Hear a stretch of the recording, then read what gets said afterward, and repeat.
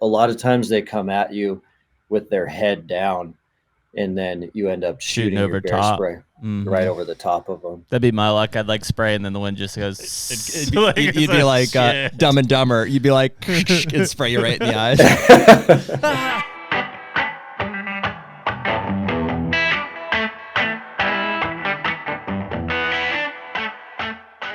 The HUNTR Podcast is brought to you by Hoyt. Should be no surprise to anyone listening to this that back with Hoyt another season. I'm actually going to be shooting the AX2 aluminum this year. You traitor. But you're still going RX9. Yeah, blacked out as always. Blacked out. Yeah. Big surprise for everyone. 80 pounds. Big surprise. Yeah. But seriously, man, I mean, it shouldn't be a surprise to anyone. Every year it seems like we get a new Hoyt bow in our hands, and they're always a step above the last and just a step above everybody else. Yeah, they're so consistent, man. Just their processes get better, every year. And we've really been excited about, as we've grown with Hoyt, we've brought some others in with us. And we just feel like the Hoyt family is growing, like the community, and we're really excited about the people that are involved, excited to be a part of that company.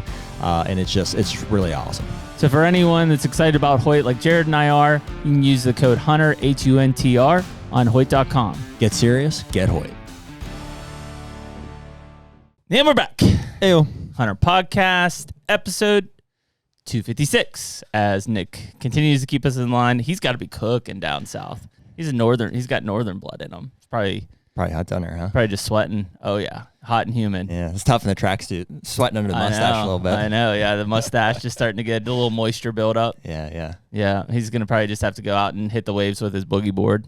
Is he far from the beach? No, he's like right there. Oh, that's awesome. Yeah. That's awesome. We'll have to get down there or something. Yeah. Yeah. Nick, invitation, possibly. On location in Charleston, South Carolina for the next podcast. Oh, that feels good. Yeah. It is June 5th as we record this. Last day of school. School. No more teachers. Yeah, school was no more over yesterday for the kids. Yesterday? They had a half day. The 4th? It's the dumbest thing ever. JD's is today, I think, half day. They go into school and they get picked up 2 hours later. 2 hours? That's it. Interesting. So by the time Carter goes to school, she'll drop Harlan off, and then she basically has to go right back to pick Carter up from school. It's like, why even go in for 2 hours? Well, yeah, why is that? I don't know.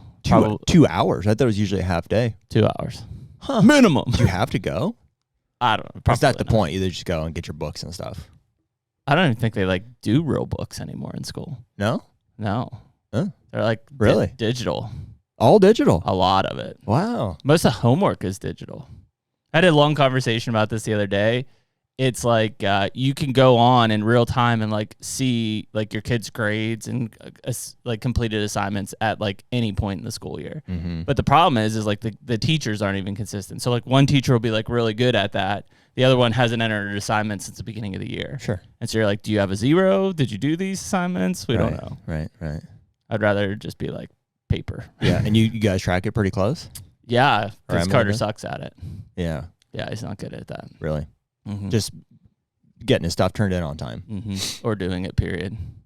Yeah. Really? Yeah, just unorganized. Interesting. Mm-hmm. Yeah. That's it. He's a smart kid. He thinks he's too smart, I think, is the problem there. Yeah. But yeah, he's just unorganized. I'm trying to recall. How old is he? 13? 13. What grade is that? 7th. Is that 7th? Yeah.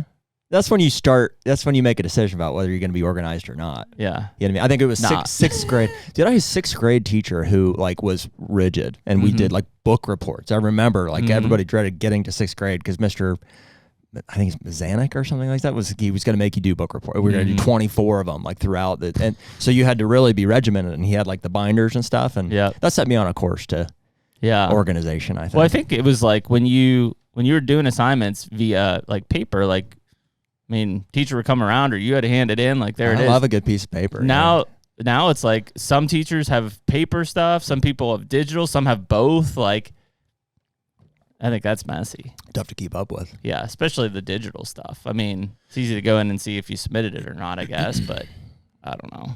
Dude, I saw this one kid hit another kid with his book so hard. I think he lost a tooth. Oh yeah, straight in the back of the head. They were a deadly weapon. Yeah, maybe that's why they got taken away. No more books. Yeah, they were expensive too. In college, dude, you're looking at hundreds of dollars. Oh for, my! for books. It was insane, dude. If not like low in the thousands. Yeah. Yeah, I remember that. We still had books when I was in college. Yeah, so if it's all digital now, if you feel like that's cheap, they probably still make you pay for the digital version. I feel like the dad in Wolf of Wall Street. I'm like, really? Wow, Yeah. all digital, huh? All digital, Books. huh? I didn't mind them. Yeah, yeah. Didn't mind paper? Didn't mind it. Anyways, it's June. Crops are in the ground. For the most part, yeah. Rain is happening. Well, you and I need to talk schedule. I might try to rip out there next week. If we're going to skip pod on Thursday, I may run like Wednesday, Thursday. Spray and mow. Is it too early to spray? For beans? No, well, no, our beans will have been in for about 4 weeks by then. Okay. Yeah. 4 weeks. So yeah, that'd be about right. I did see there's some switch in that bean field that just didn't die from glide. Oh yeah. Yeah. Dude, the switch is resistant, man. It is very resilient. It makes me feel good. I mean, know what you're working with. At least we can. Yeah, it's resilient. You don't have to tiptoe. Yeah. But yeah, so I mean, kind of the heat of the summer. This is like the last push of like before my brain starts to really get consumed in July with hunting. By lack of rain? Oh, by season coming? Yeah. Yeah, it's coming, dude. It's crazy. I can't believe it is June already, actually. Feels like June out today. It's like 88 degrees. It's kind of just the start of summer, though. I mean, this would be, yesterday you and I were saying, it felt like kind of the... Mm-hmm. Yeah, we've been cold and rainy up until like yesterday. Yeah. So, but yeah, it's hot and drying out, but we got timely rains in the forecast, and I got a pretty serious tan for this early in the summer. I've been just been out there cranking. I've had some shirt off activities. Just out there rocking. cranking. No, yeah, you're not just rocking the farmers. Well, it was the farmers, and then I work on a deck, balance it out. And we got freaking High Point coming up to the motocross race. Oh yeah, that's what you guys are doing on Father's Day. That's a nice shirt off sun event. That is. Yeah. Still do that every year, huh? Yeah, it's kind of a tradition. Yeah. Interesting. Yeah. That's next weekend. You guys want to go? You and your dad could come. I don't think we're into the motocross. Me neither. Stuff. It's just about getting together and a couple silver bullets, just sit in the sun for a couple hours. Yeah, that'll do it. That's that'll balance out the farmer stand for sure. That's right. Yeah. Well, you guys are invited. I think he's coming. He's going to Disney with my sister right now. Okay. Mm-hmm. I don't know if they'll be back. Okay. Well, it's Father's Day this Saturday. Mm-hmm. Father's Day I think they come back Saturday. Gotcha. Yeah. All right. They leave Saturday, come back Saturday. So. All right. Well, you can come if you want. Just sitting at the no pressure. It's racetrack. just fun. 3 of us get together. Yeah. See, pre-deer camp stuff. That's right. I'm trying to think if there's anything to update people on. I guess they know we drew Kansas. No, we're good, dude. The theme of the right now is, and this is going to be our conversations we get into. It's like, dude, I feel great. And it's not a coincidence because I've been just consistent in the gym, and consistent with it. I know people are tired of hearing me talk about the ice bath, but it's like, dude, it's really it's a game changer. Yeah. I've been doing it for. What do you think? Well, maybe we'll get into it with a guest. So our guest today, we've got Dustin, who's the founder of MTNTOUGH, on today. Dustin, I think it's Diefenderfer. And you can correct us if that's wrong. A lot of R's and F's. Yeah, that's perfect. Dustin Diefenderfer. Yeah, but founder of MTNTOUGH. MTNTOUGH. Mm-hmm. And but yeah, I'd be interested to get in because I'm not an ice bath guy. Just I'm not. Not that I mind the cold. You can't or identify anything. as not an ice bath guy. You just haven't done them yet. Yeah, just haven't done them. You have to do them for a period of time and then decide that you're not one of those guys. I'm very much into the research of those things. Like I think we talked about the sauna side, and like there's a lot of like research benefits around sauna because we're looking at it from two different perspectives potentially, in that like you're very much on like the lifting side of things, and I'm very much on the running side of things. And so like that's where if I'm looking in or researching something, I'm doing it primarily, and not even just from like running, but like from a long runs, ultra runs type standpoint of creating more red blood cells and what you're doing increasing, to set the basis here. I don't know if you told anybody yet. You're doing this 100-miler in October now. I am. So you've got a goal, a date out there to kind of be training for. The milestone is out there. Yeah. And we didn't draw North Dakota, which I guess is kind of a blow to the like if there's something that you're shooting for, but I feel mildly unfazed by that. I'm still excited for which is why I think that 100 sets my new goal of like, not that I have to have something, but it definitely helps to like have a point out there of reference. Of absolutely. Like, I got to get to that. Yeah. So, well, dude, if you're training for that, when we go out to see Dustin in July. So I mean, I assume you start training like kind of now for the runs there. Yeah, I'm in my schedule. Yeah, I've already like on my calendar. You'll be cranking. You're like can't be a bitch compared to Jared when we got to see Dustin. I'm not a calendar guy, so this is where like Emily comes in because she just loves planning like race schedules and running calendars out. I've got that week because we'll be in Utah as well, is like running at altitude. Yeah. Which is just like, it's like a big red circle of like, I'll be training at altitude. Because that's a big effect for a lot of people is, you go from our altitude to out there, especially when we're out in Utah, and it's a completely different type of training out there. Yeah. Sorry if you just said it. Where is that race in October? Ohio. It's in Ohio. Mm-hmm. Okay. Yep. Northern Ohio. Cool. Yep. So, but yeah, so it'd be cool. But anyways, let's bring Dustin in and get chatting. Let's do it. All right, Dustin, we got you, buddy.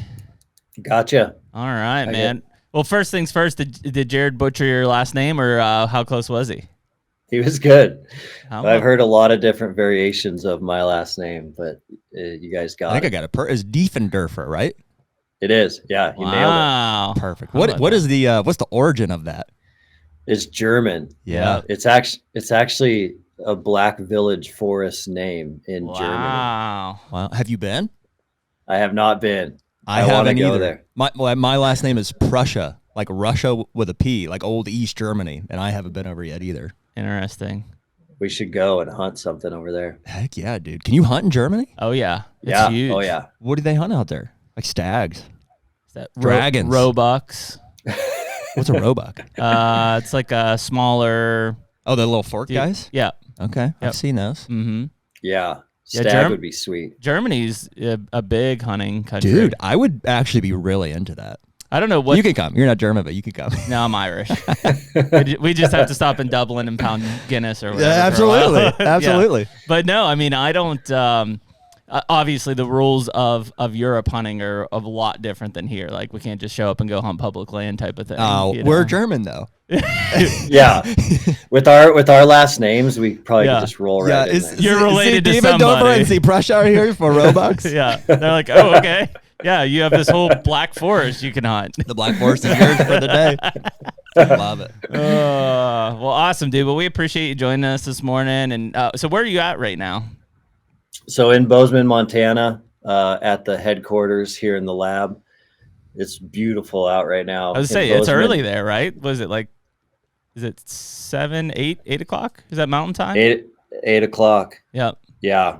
And it's just like everything you dream of in Montana is happening right now. Like it's green. The grass is like hip high. And then the mountains are all still snow capped. It's insane out right now. Yeah, that's awesome, man. It's crazy, dude. We live in like outside of Pittsburgh, Pennsylvania, which is just such a stark difference to like, and I've, I'm fairly well traveled. I've been to those beautiful areas, and it's like, I think about that sometimes when we're here. I'm like, I mean, there's so many more beautiful places to live. I mean, nothing against Pittsburgh, but it's like, it ain't Bozeman, Montana. Dude, I know. That's what I was going to say. It's just wild. Like when we were in Flagstaff for Emily's race, and so we had like 2 days to just basically hang out in Flagstaff after the race, and it was awesome. Like the weather was great. To your point, Dustin, there was like snow-capped mountains.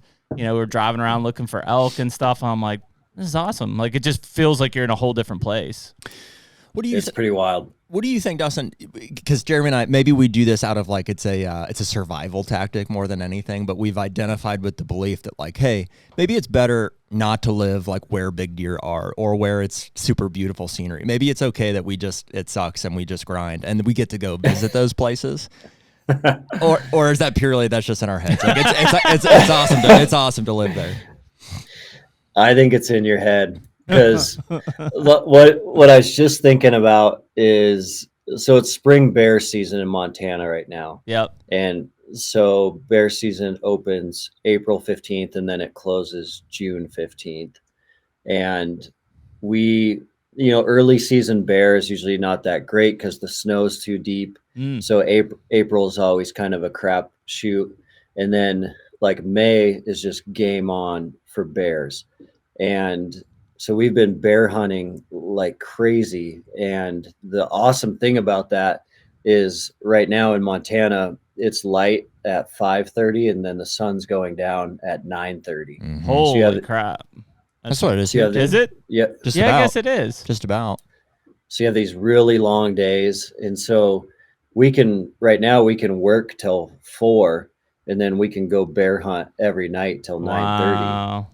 So we've been bear hunting like 3 nights a week, just for like different guys in the office and their kids and stuff like that are still looking for bears.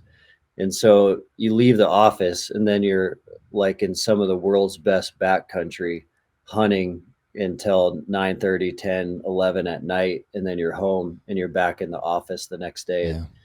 So we were just talking about it. We're like, man, we are really blessed with where we live, because a lot of people around the world, they would save up for a trip like that. You might save 5 years for a trip like that, and we're able to just randomly do it after work. Yeah, right out the backyard. And those kind of opportunities are they're really amazing. Yeah. Are those cool. Black bears mainly that you guys are hunting, or all black bears? Yeah. Yeah. You can't hunt grizzlies anywhere in the lower 48 yet. But the black bear hunting is protected. It's just they're still protected. Even in Montana, there's no grizzly bear hunting. None in the lower 48. It's gotten close a few times with Wyoming almost sold tags, but they always are in court over whether they're going to let it fly or not. Wow. Aren't you guys, this is like the, Pennsylvania enemy just here. Yeah. Aren't you guys like overrun with grizzlies out there in certain parts of Montana? Oh yeah. It's bad. It's worse than I've ever seen it before. And I grew up here, but you generally are going to run into them all archery season now. And it's pretty sketchy when you do. That's crazy, man. I mean, yeah. What do you expect? There's no predator. That they are the apex. Like, so what's taking them out? Nothing. Yeah. Yeah. Do you have any idea, like, on the population stats on those, or is there actually more than there have been in the past, or I mean, how does it, where that stands? I don't know the exact details. We were just talking about it the other day, and there definitely is like more than we've ever seen in the last 20 years. But from the Fish, Wildlife, and Parks viewpoint of the count, I'm not sure where they stand. Mm-hmm. I think the grizzly always goes on and off that endangered species list. Mm-hmm. And then when it comes off, that's when states like Montana, Idaho, Wyoming start looking to add tags, even if it's like 3 to 5 tags. I'm a big proponent of, because there's a difference between like a bear when he knows he's being hunted versus bears that have been trained that they aren't hunted. So when they're trained that they're not being hunted, they do get quite aggressive in like how they'll come in to an elk kill, how they'll come into like they'll be attracted to the sound of gunfire, because they know that gunfire means a carcass. And so there's been several attacks every fall, every September, where, historically it was pretty rare to hear about those. Yeah. Yeah. It's a big, I mean, a lot of the upper Midwest is dealing with the wolf side of things too, as are you guys as well. And, that's another one that's just being federally protected like that. The hardest part with any of those is like the people that don't understand the whole predator prey dynamic are just, they look at them as like big cuddly animals that shouldn't be hunted. And it's like, listen, you got to manage populations, whether you want to worship them or not. Like, they still need to be managed. I mean, are they causing problems like with vehicle collisions? Are they like in towns and stuff? Well, I know Yellowstone's elk population is like decimated. Well, I know from like a game standpoint, but like what about from just a society standpoint? They're killing people or attacking people. Are they? Yeah. Mm-hmm. Yeah. Oh, yeah. There was a really big national news one that hit.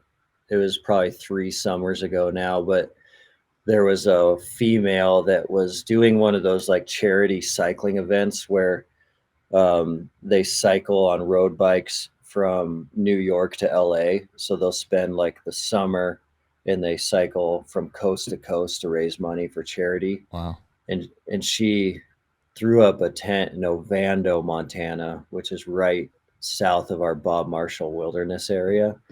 And she was in the town of Ovando. So Ovando is probably like 1,000 people. They have a bar and a post office, a fly shop. And she set up her one-man tent in Ovando, and a grizzly came and ate her, not just attacked her, but ate her out of that one-man tent. Wow. And so we're definitely seeing like all of her, like gone. Like, wow. We're generally like your elk hunter. He's going to get attacked, and then the bear's going to run off. This grizzly like rolled into town and ate her out of that one-man tent. Jeez. That's terrible. It's crazy. It's probably not a pleasant death. I saw The Revenant, so yeah. I can imagine. You get it. Not great. Yeah, that's wild, man. I mean, it becomes a big issue, and you know, especially as you get into, you know, a lot of those states out there, there's a lot of people that are really against any type of hunting season for those apex predators. Mm-hmm. So are you guys taking precautions, Dustin? Like every time you go out, you're just, okay, we just carry a pistol? Do you guys do the bear spray thing? You think that makes a difference, or what's that look like?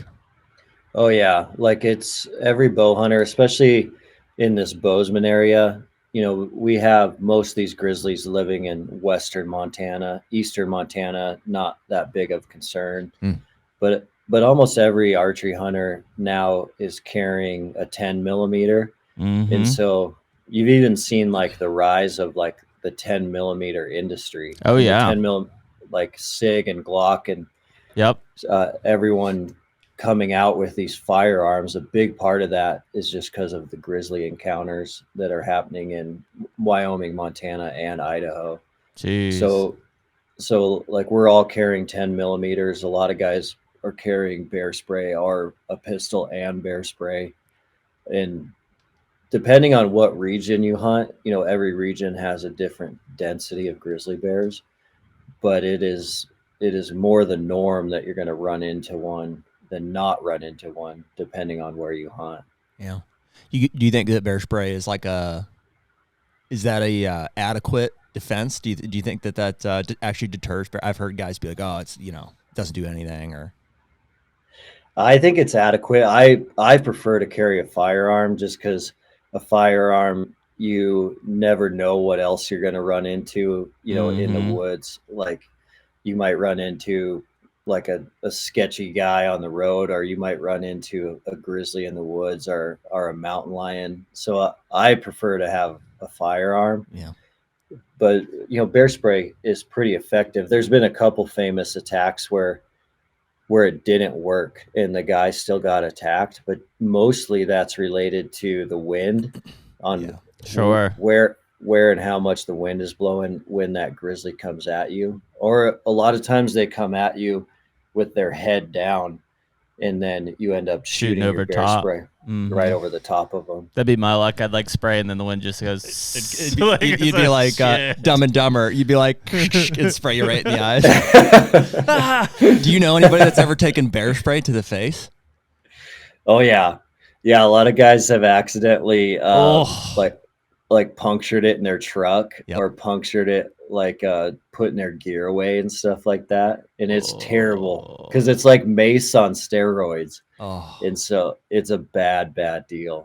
Seems like that should absolutely be like a Mountain Tough challenge. It's just just taking bear spray to the face. Bear spray to the face. You know what I mean? Here's your final initiation. If you want to call yourself a Mountain Tough pro, you got to take bear mace to the face. That's how you graduate. That's how you graduate. Jeez. Do you think it would cause permanent damage? I don't know what's in that stuff. I don't know. It probably could. It's pretty funny now, like at the Bozeman airport, that when you like land in Bozeman, you come down the stairs and there's like 700 things of bear spray for sale. Wow. That'd be the spot to sell them. Yeah. And so everyone's just buying bear spray right off the plane because they think like as soon as they walk into downtown Bozeman, they might get attacked by a grizzly. And then there's this huge, you can't fly home with bear spray. So everyone like lands, buys it for $50. And then there's a giant return bear spray container at the airport. Oh yeah. And so it's got like 12,000 cans of bear spray in it that they just need to return. But a few years ago, a family came out to the park and they bought their bear spray and they thought it was like mosquito spray. So they thought like put it all thought over you you to keep the bears away. Oh, yeah, God. they're like, and they actually were like spraying the kids down. So they're like, oh, jeez. yeah. So I it's can't a little out of imagine, man. Have control you ever right been now. maced before? I don't think so. Oh, it's not fun. I bet. Not fun. Yeah, that shit burns. I mean, Have you? Yeah. I got Really? maced. I got maced on Penn State's football field Oh yeah. when the railing broke. Yeah. Was that after that picture was taken or before? Yeah, it was after. I fell onto the field, broke my arm in 3 places, and They I maced you. I went to a cop to basically say like, "Hey, I think I broke my arm," and he maced me. You're like Ossifer. Yeah, I mean, I was drunk, but still. Yeah, we know. Yeah. And then I proceeded to run home like 3 miles. Wow. After getting maced, do you think that affected your breathing, your technique? No, at all? it just my eyes really were messed up. Like I couldn't see at all. I might have been drunk too and just couldn't see it. Just running home. Yeah, I remember calling my mom from the ER and was like, "Hey, it broke my arm, got maced. They won't give me anything or do anything because I'm still drunk." Yeah. Probably a proud moment for her. I'm sure it was. Yeah. That's brutal. Yeah. That's Brutal. No, I've never been maced. Yeah. You remember it? You remember the feeling? Yeah. To a point. Was it like It was later, like when I sobered up, I for sure remember. Like it was still, hung with you? yeah, not good. It looked like big raccoon eyes just from like, being. Don't they mace people like in the military or maybe it's just Yeah. the police force? They yeah, that's part of it, right? Yeah, everyone's got to try it and then get tased. Tased. You got it. Yeah. Ooh. Part of me wants to get That's- tased. I mean, not really, but like I am curious. Yeah. I don't think I could. I'm not. I don't think I can hold it. You know what I mean? I don't think anybody really can, but Yeah, I think that's the point. yeah. Unless you're on drugs. Those Yeah. guys hold it. I think I would go mace over the taser. Really? Yeah. Yeah, Yeah. Really? Probably depends on the voltage, right? it does. Yeah. But just that full body shock. Oh, my word! You probably piss yourself. That's got to be it. Oh yeah. Yeah, that's it. yeah. I'd rather piss myself than shit myself though. Yeah, well, I don't think it's a guarantee. Yeah, It's it's one or not the a other. It guarantee. could be both. Yeah. Yeah, that's probably it. So, Huh. Yeah, that's rough stuff. But no, man, it is wild though when you think about, even especially like a lot of the guys from out east coming out there to do Western hunts and draw hunts and stuff like that. They're just, I mean, we've got black bears here, but like those things see you, they're more scared of you than you are of them. We have it so easy out here, Dustin, and I'm grateful for it half the time. Like in Ohio, I'm like, we don't have poisonous snakes. There's no predators. There's no like poisonous. It's just like easy. All the weeds kill, easy type stuff. But you keep going west, it's like you guys live in some tough country out there. It is different. And I really think it's awesome. I do think that grizzlies should be in the ecosystem and wolves should be in the ecosystem. It just all comes down to management after that. And it does add such like an extra special layer of how like majestic our hunting can be because those animals are in our ecosystem. Like when you're out on an elk hunt and you hear wolves howl at night or you see like a grizzly come through a meadow, it's kind of like how it should be and how it was 100 years ago. And I think as long as we're managing those environments so that everything's at a healthy balance or as close as we can get it to, like that is the way it should be. And then as a hunter, it's really cool what it does to your senses, because you'll notice right away how your senses change between hunting in Montana for elk in a grizzly bear zone versus a non-grizzly bear zone. Like when you're hunting in a grizzly bear area, all your senses are heightened. You're like looking at everything, pay attention to everything, because you're always worried, like, am I going to run into a grizzly here? Am I going to surprise one here? And so you're like really, really dialed in. You're really focused, which makes you it makes you a better elk hunter because you're paying attention to everything, just because you are walking on eggshells a bit because you know that it's a grizzly area or a high grizzly area. And I just think that's really, really cool because you can't get that experience anywhere in the lower 48 without going, on a Canadian hunt, an Alaskan hunt, Yukon, Northwest Territories. You're going to get that kind of experience. And so I think that, like, us managing that really well so that can happen in the Rocky Mountain West, I think is a good thing, as long as, we're paying attention to, managing those animals. Yeah. And I mean, you're going to have human interactions, right? Like even in a managed population, like look at deer. Like deer are highly managed, and there's still thousands of deer vehicle collisions and interactions that happen. Like, so on an apex predator side, or whether you're talking about mountain lions, wolves, grizzlies, there will be human interactions as long as they exist on the landscape. It's just unmanaged populations are going to have a much greater human interaction standpoint. For sure. Yeah, for sure.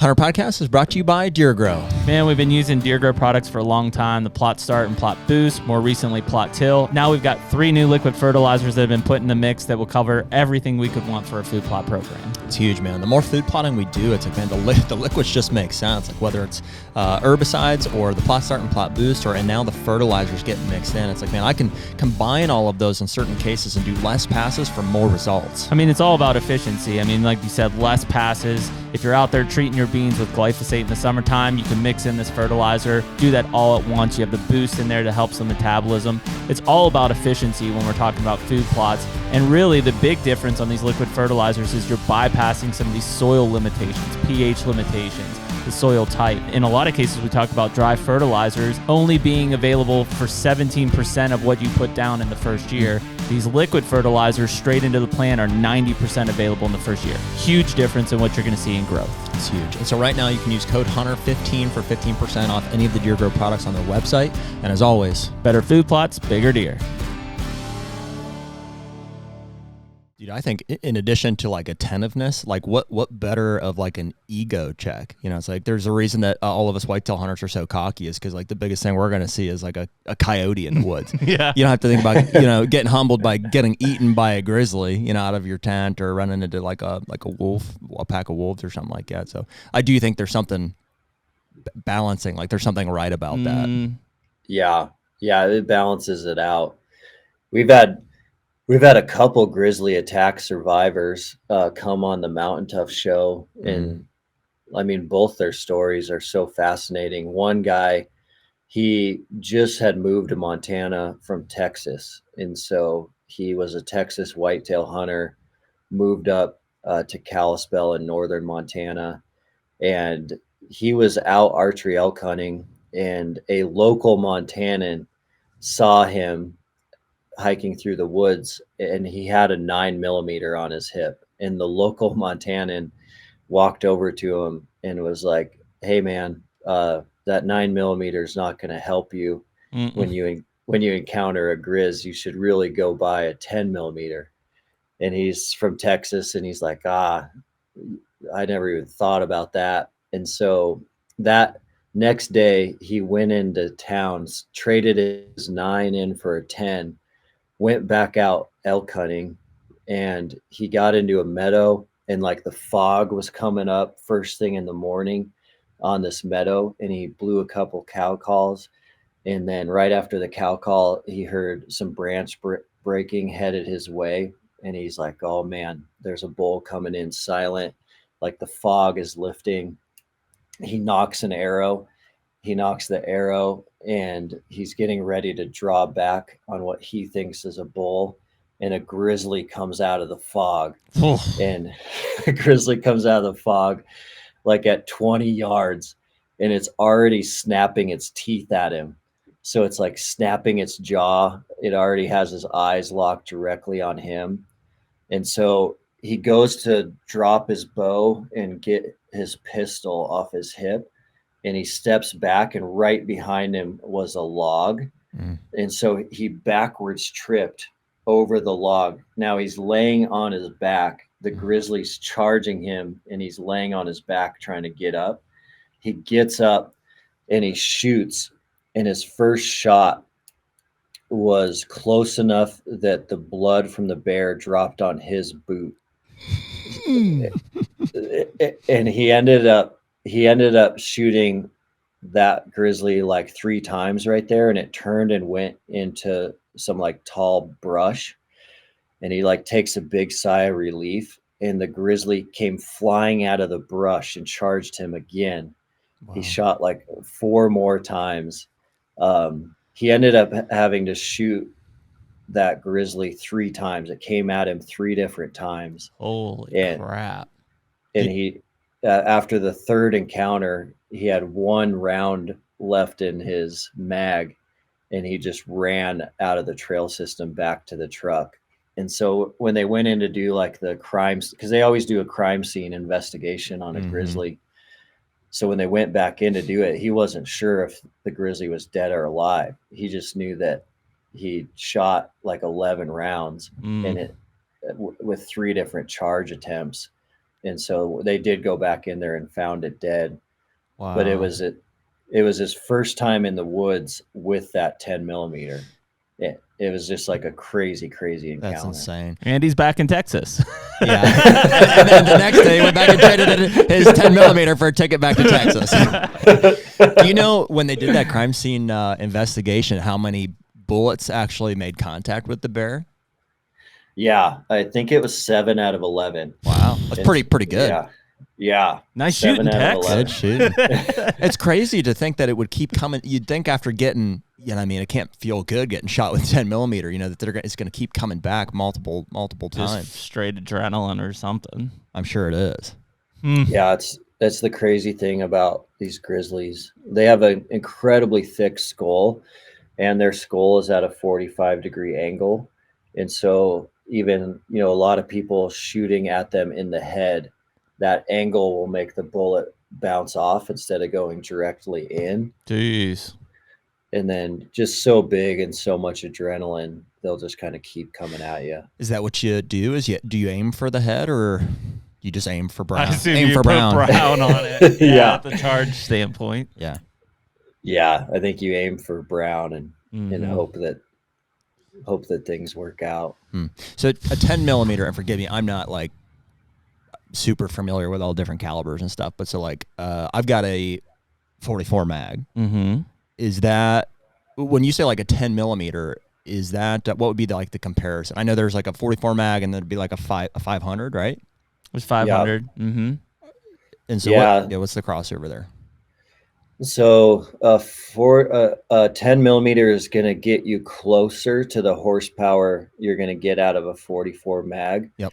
But you're not quite going to be as powerful yet. But the reason everyone switched to a 10 millimeter is because you could switch at that point to a semi-automatic. Yeah. And then the big advantage of the semi-automatic versus the revolver calibers is you get so many rounds. Exactly. So that is the difference then, is the 44 and the 500 or a revolver. They don't make a they make a Desert Eagle, which is a 50 and a handgun. That'd be insane. Yeah. And is that a semi-auto? It is. But that's the only one. Everything else, your 44s, your 500s are all revolver based. Interesting. Wonder why they don't make those in a mag style. I don't know. Assume it's something with just ballistics and feeding those bullets through. Yeah. Yeah, we all used to carry those big revolvers as kids growing up in Montana. So we'd have the 44 mag, the 454. 454. Yeah, and then they would the revolver's really heavy, and then you only get 6 shots. And generally, people are way more accurate with a semi than a revolver. And so that's kind of what created this 10 millimeter trend. That makes sense. I had I did an internship in Alaska with it was called This Generation Ministries. It was like a pastor that put on like a kids camp in it was like remote interior Alaska. It was like not far from Fort Yukon, and I think it was like Whitehorse and Circle was like, those were the towns, right, that I recall. And they were all, there's no road system. They're all accessible by road or by river or by plane. And my parents, like in preparation for that, like my mom was obviously freaked out. I think I was 16 when I did that trip, and it was like they bought me for my birthday this 44 mag. It was like 4.5-inch barrel like type thing, and which was a big gun for a 16-year-old, you know. And I was like, oh yeah, you know, I'm gonna look like a badass, like carrying this thing. Come to find out, I don't think you can't fly like even over Canada. You know what I mean? There was some sort of restriction that like I couldn't even take the pistol, I couldn't take the gun. So, oh man, yeah, dang it! Never did see. I don't think we ever saw a grizzly on that trip. There were a few like around camp. We definitely saw some black bears. In fact, right across. So the camp was up a little tributary off the Yukon, and right across the tributary, we'd set out like we just put all the scraps from camp there and stuff, and bears would come out of that, and you could just see them across. But they were all black bears, some cinnamon type stuff. But no like signs, like, you know, tracks and stuff. Signs like, for sure. You were there. Well, so after that trip, so we were up there doing that camp thing for like 3.5-4 months, and at the end of that, my dad flew out, and we drove all the way down from Fairbanks, which is where he was at, through Anchorage and all the way down through Alaska down to Homer, which is, and they have the Homer Spit down there. That's where they do all the what kind of fish? Halibut fishing. Halibut. Yeah. So we planned a big like 2-day halibut fishing trip, and as a part of that, we kayaked across the bay, and I remember getting up on one of the walking trails over there, and there was just freaking bear sign everywhere, like. Oh. You know what I mean? Like shit all over the trail. All the trees were like shredded. It just felt like, I mean, we just went on like a half-mile walk. Like down, I forget I think we were just fishing, and we were kind of exploring there and stuff, but it was like. You felt it. You were looking over the shoulder. Yeah, it's like smelled like bears everywhere. You're like, this is. Yeah. It was a little sketchy. Tight area. Yeah. Jeez. Man. Well, so Dustin, I mean, did you grow up in Montana then? I mean, you said you carried those around as kids. Is born and raised in Montana? Yeah, I was born and raised. I grew up in Billings. So Billings is 2 hours east of Bozeman. It's a little bit, Bozeman's right in the mountains. So like our ski resort's 16 miles away. Billings is a little bit more flat, a little bit more sagebrushy. The mountains are still close. They're an hour away coming out of Billings, but I loved it, man. I mean, we grew up in, the nice thing about Billings being eastern Montana is it's so diverse. So we have like a lot of cropland, a lot of river bottom. The Yellowstone River goes through Billings, which is a very large river system. And so it had so much diversity. We had incredible waterfowl hunting, incredible turkey hunting. We had upland bird hunting, and then you have world-class fly fishing, and then you're only 45 an hour to the mountains, so you can get into all that backcountry. So it was an amazing childhood growing up there. I mean, we were just kind of out in the woods all the time doing different things, and we could do that really close from Billings. It's one of our larger cities, but for Montana, that's still only like 100,000 people. So, you know, small compared to you guys, but big for us. And then it wasn't until college that I came over to Bozeman. I'll throw this out there just 'cause, I mean, I know it's a giant state and even Billings is big, but I think they're pretty close to this. I've got some family out there. You don't happen to know anybody last name Anderson, do you? Like Justin Anderson?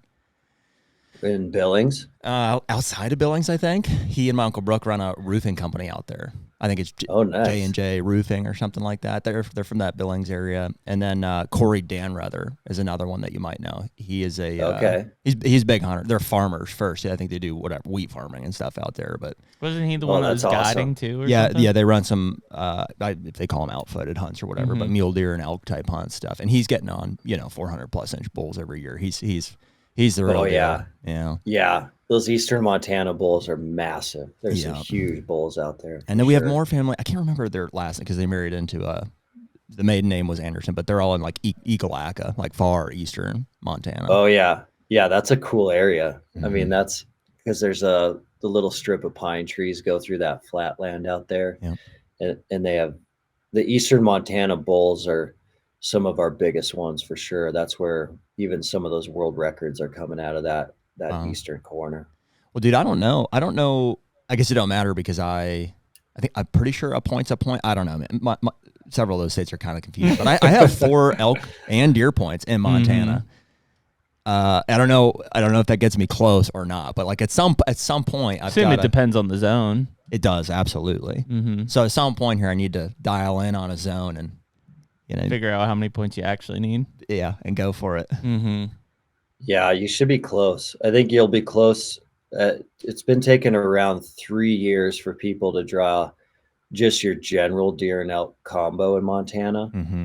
And so that's like about every 3 or every 4 for people. And then once you draw your general, then they'll put you in the lottery for that special unit. So you got to get your general first, and then once they let you know you have your general, then they'll put you into that lottery that you chose.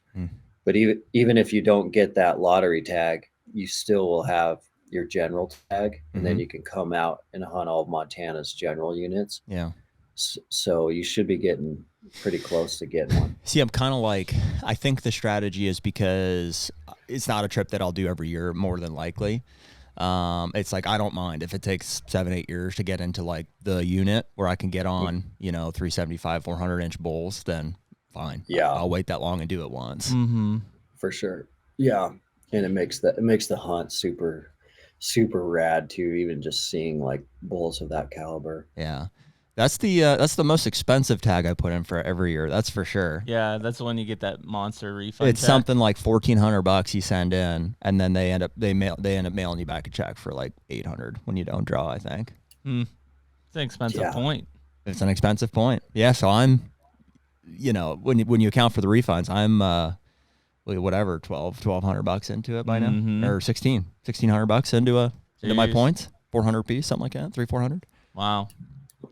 The point game's getting crazy. Like the interest in backcountry hunting is so popular now. The interest in Western elk hunting, which is pretty fascinating because they say like statistically, nationally hunting is down, like way down.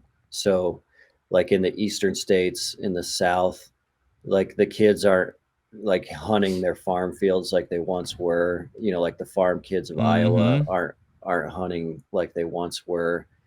But the backcountry kind of Rocky Mountain West elk hunting numbers are through the roof, like record breaking levels. And so all those tags that used to be easy to get are super, super, super hard to get. And they're only getting harder. But with hunting going down and Western hunting going up, it's really fascinating. I think it connects to like people's desire to have adventures and big adventures, and there's a lot more publicity around it now. Yeah, and I think it has a lot to do, Dustin, with private versus public access as well. So like in the Midwest, I don't really think it's that there's a decline in interest. It's that there's a decline in access to the private lands, and the barrier to entry is much higher because of that. So like we have so much technology at our disposal, and like the demand for these deer is like higher than seemingly it's ever been. And so when you go to a good deer area in a Midwestern state, every single piece of property is either leased, to guys out of state for hunting, or has been bought by guys out of state for hunting, us included. That's the game at this point. And so whether it's those guys in addition to other people who have lost places to go type of thing, you guys have a lot more public land than we do. There's giant national forests. There's public land in the Midwest, and that certainly gets utilized. Well, Pennsylvania's got a ton of public land, which is why this state is, even in those situations, thriving, because we've got places to put people. Yeah. But other states that are lacking severely in public land are just overrun. Yeah. So, at least out west, or in places here too, all we have to do is just keep putting in for tags. It's like, at least we have a place to go once the tag is drawn.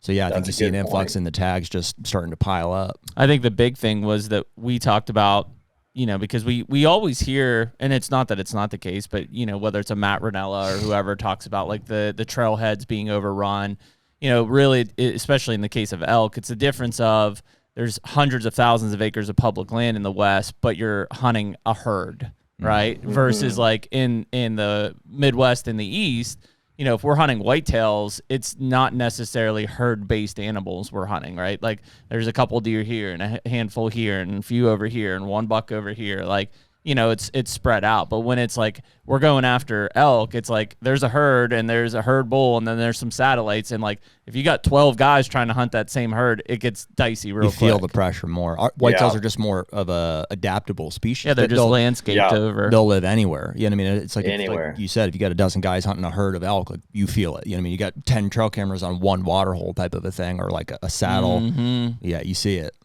Yeah. It's really interesting. Yeah, it's a crazy dynamic. I was just talking to Pedro about this the other day because he flies all over the world to these insane mountain hunts. But the one thing that he doesn't see anywhere else in the world is this insane access to public lands that we have in the West, in North America, in the United States. And like, we're really, really lucky that we have that. I mean, the amount of like protected backcountry in the Western United States is such a special thing that we have that really no one else has, that it's incredible. And it's like for us to be able to stand on the shoulders of giants that created that system, like the way that they were able to look out into the future and see that was going to be an important thing 100 years ago is crazy. Yeah. It's crazy. Well, it makes you think now, like, as we're talking about access issues and the Western, you know, point creep in terms of trying to get out and draw tags and stuff. It's like, you know, as where we're at, you know, can we even look 20 years into the future of what this thing's going to look like? I mean, it seems tough, right? I mean, who would have thought 100 years ago that every property in the Midwest and Northeast would be hunted, period. You know, it just, that seems like it would have been so far-fetched, yet, you know, there's enough foresight to protect these lands and stuff. And even that, though, I mean, you know, there's been so many discussions here recently of the sale of some of those public lands, you know, specifically in like Nevada and Utah and stuff. And that's something that I think even 5 years ago wouldn't have ever crossed my brain, like that they were going to, you know, sell massive amounts of federal lands or consider selling massive amounts of federal lands. Yeah. I know it's hard to think about, especially like for you guys, you know, 20 years from now, like kids, grandkids in the Midwest and the East, like, do you have to pay to hunt at that point? Yeah, absolutely. It's damn near that right now, Dustin. Unfortunately, I think it just because of how the things we talked about there. I think it starts in the East and it's like it's progressing west. Like you have to here. Like, you know what I mean? I mean, for the most part, if you want a quality hunt, you know what I mean? You've got to own or lease. You got to pay for it. Yep. Yeah. There's just really there's no good. I mean, you can go. There are some places. I mean, you can find some big deer on Pennsylvania public. You know what I mean? There are some opportunities still. You know, but there's states with not nearly as much public land, you know, where that's dwindling. And well, I think it's just, if you think about just the land in general, and obviously this comes, you know, in tandem with the hunting side, but like, look at the mass purchasing of land that's happened across this country. East, west, doesn't matter. Like, it, you know, there's giant private landowners in the West right now. You know, I mean, if you take away the federal lands, right, the BLM stuff out of it, and you look at what's left, it's, you know, it's not like, oh, Dustin owns a 60 and this guy owns a 40. No, it's like these guys own thousands of acres. Like, it's just giant, big, and a lot of them, especially now, like I was just watching a big thing, is looking at a lot of the private equity groups and stuff and corporations that are just buying massive chunks of land. And I think they're looking at it kind of like our forefathers were in the 100-year saying, like, we could invest now and it's going to cost us a lot of money to buy this property, but can you imagine what this thing's worth in 50 years? Yeah, there's no more of it. There's no more of it. We're not building anymore, and it's only going to become more valuable. That's it. So, I mean, I don't know what it looks like 20 years from now. I mean, part of that is why we've invested in, you know, smaller parcels out here, but, you know, 100, 200, but it's because, like, if I want my kids who are 9 and 13 to have a place to hunt, like, They probably need to own that place. It does seem like an unwavering principle that we just forget sometimes. You know what I mean? It's like sometimes because it's a big expense up front. You know, and we catch ourselves being like, I don't know, is that the, you know, and you want to buy the right one, but like I mean, it sounds cliche even to say, but they really aren't making any. It's like the core principle of supply and demand. It's like in my mind, the only other place is like, and I'm sure this will be a thing, you know, and whether it affects land value long term or not, but is a digital reality. You know what I mean? It's like we're creating new, like real new estate, experiences. new real estate. You know what I mean? It's like, and undoubtedly there will be like a percentage of our population that prefers to occupy that in some way over real land. And I wonder about that a lot from our like next generation, like my kids' age. Dude, what if they're like, hey, you can buy a farm in the digital reality, and here's 800 acres, it's yours. You know, I mean, it's not real land. You don't have to buy. It's way cheaper. Potentially. That's insane. That's insane. And it's just a virtual experience. That's the blue pill. It's like what was the old game that you built stuff, Sims or whatever? Is that what it was called? Yeah. Build your own farm. But I mean, you have to think about it, like especially from the hunting side of things, like this next generation that's coming up now, right? These kids that are essentially anybody under 18, I mean, have basically lived on devices, right? Forever. Like I would assume that as the baby boomer generation, which was probably like, you know, the biggest boom of hunting, you know, numbers that we had, right? Those were the guys in the 80s and 90s that threw hunting numbers to the roof. As they pass, this next generation is not going to backfill that step for step. So I do think that you're going to see pressure from a hunting standpoint die back. It's maybe not going to go completely back to quote unquote normal, but I don't think that you're going to have near the pressure as the hunting demographic as an average continues to age out, because that's where we're at right now. You know, whatever. That's a good point. Average age is 50 some plus years old, and it's just getting older. It's interesting. Like you almost see like what we seem to be going towards. And I don't know if this is applicable in the West or if it's, you know, or if it is eventually, but it's definitely like a Midwestern thing. It seems like it's spiraling towards like a reduced number of hunters who are, frankly, have probably more money. I mean, they're more financially invested into the sport. The standard is higher. The expectation of, and also the capacity to kill them is much higher. And it's going to be like at odds with a government regulation standpoint who wants to just kill deer from a societal standpoint. You know what I mean? So that those seem to be the two kind of like from a hunting lifestyle standpoint. Those are the two that are at odds. Man, it's really fascinating to think about where that could all go. Because I think, you know, one angle to think about is as life continues to get more comfortable, life is easier, we have more technology. I do think that that'll deter like the younger generation from desiring to hunt as much as like we did growing up or like our dads did growing up. But there's also a component of that, like adventure is wired into our soul, and adventure is part of our soul. And as the world becomes easier and softer and more comfortable and more technological, that people will be looking and desiring for adventures more and more. They'll crave it more because there's no adventure in their Monday through Friday life. And hunting provides a perfect gateway for that.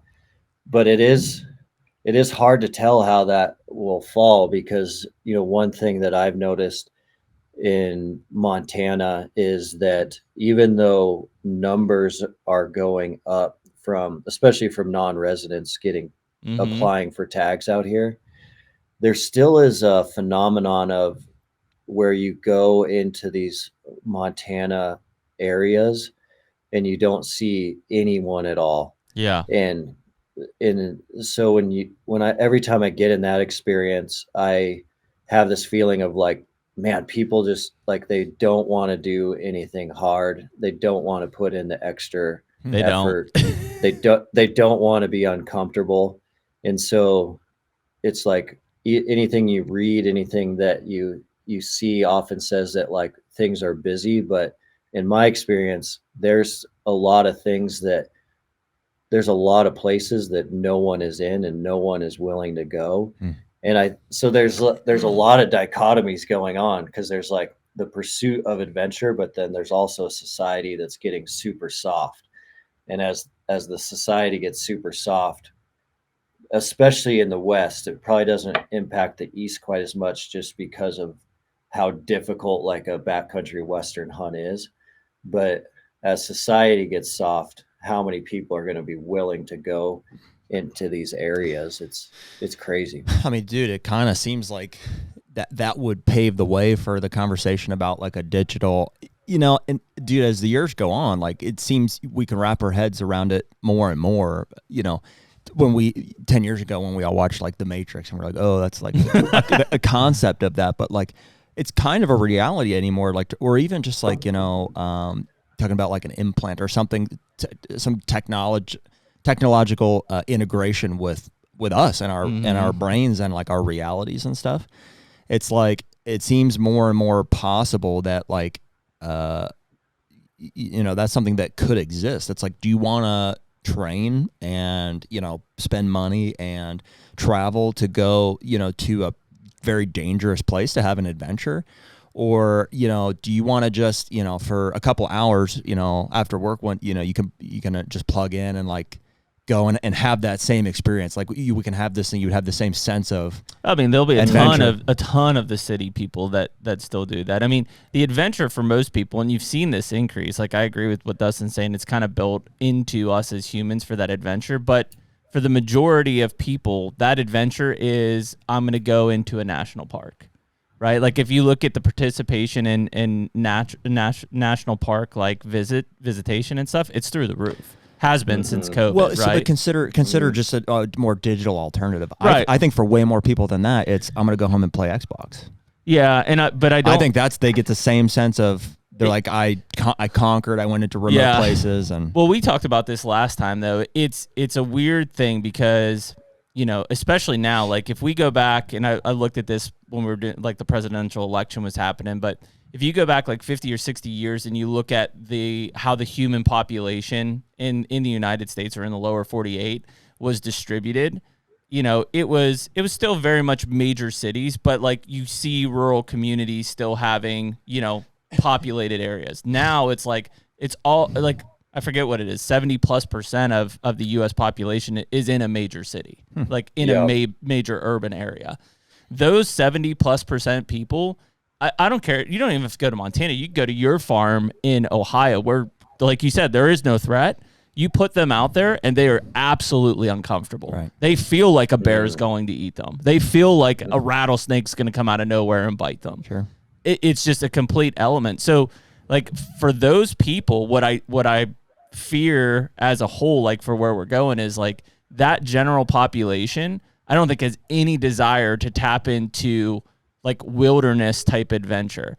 In their mind, adventure is, I'm going to drive a car fast, or right, I'm going to go and like, I mean, heck, some of these people don't even want to go in the water because they watch on ABC News that there was a shark attack in Texas or whatever. And they're like, man, there's sharks everywhere. And I'm like, yeah, no shit. Like it's the ocean. Do you think though that's like, it's like lost forever? It's something that through generations, or do you think it's something that is just, it's in our DNA that just has to be awakened with the right experience?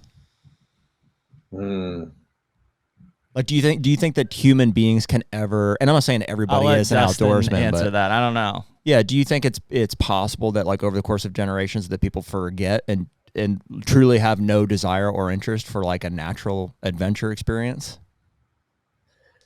I feel like it's built in, and it's built into our soul and our DNA. And I think so too. I think people without it, they might go for a while without it and lean into like the digital side of it. But I think that'll lead to negative symptoms, and the negative symptoms will make people want to get out into the real thing more. Yeah, I agree. It's a natural selection. Like there definitely are people who have come from and I'm not saying it's a bad thing, but have come from 4, 5, 6 generations of Manhattan Island, that you put them in Central Park and they feel, well, I'd feel I'd be packing heat in Central Park too, but they feel out of place for a different reason. Like they're in the wild essentially. But there's also people in that situation that you take them out and they're like, for the first time in their life, they like feel alive. Yeah. I think it is ingrained in there, but I do worry that generation after generation after generation, it will just become a thing that is harder to awaken. Mm-hmm. I think that I think you're both spot on. I think that we can probably pretty easily forget it, you know what I mean, and feel like we can replace it with something that is man-made and whatever. But I think you're right, Dustin. Like in our soul, I think we're created to interact with like the natural world. I think it's how we were made. Mm-hmm. Yeah, it is hard to figure out because if you looked at like Beijing right now or Tokyo right now, you would see an incredibly large population living digitally in town, in the city, and they aren't needing any outdoor adventure or desiring any outdoor adventure. Like their outdoor adventure is getting into maybe like the city park occasionally. Yeah. And those ecosystems and those economies are still thriving under that environment. I think, like for me personally, I know that if I think about where we are headed and where this technology is headed, and I think about my life and like my kids, I have a 12-year-old daughter and a 10-year-old daughter. And when I think about this stuff, I think about that I don't really care where the AI is headed and what that is going to create as much as I care about making sure that like my family and my children are self-reliant, because I think that a couple things I think that like what the digital stuff is doing and the AI technology is doing, there's so many amazing things that are part of it. There's so many really cool things. There's so many positives, but there's also so many negatives. And I think over time that'll balance out a little bit. But then when I take it personally, like how do I like provide and protect and equip my own family for what I want for our household? Then I start thinking like everything that made us who we are, for you guys and for myself included, came through adversity. And so how we learn to hunt like we do now came through adversity.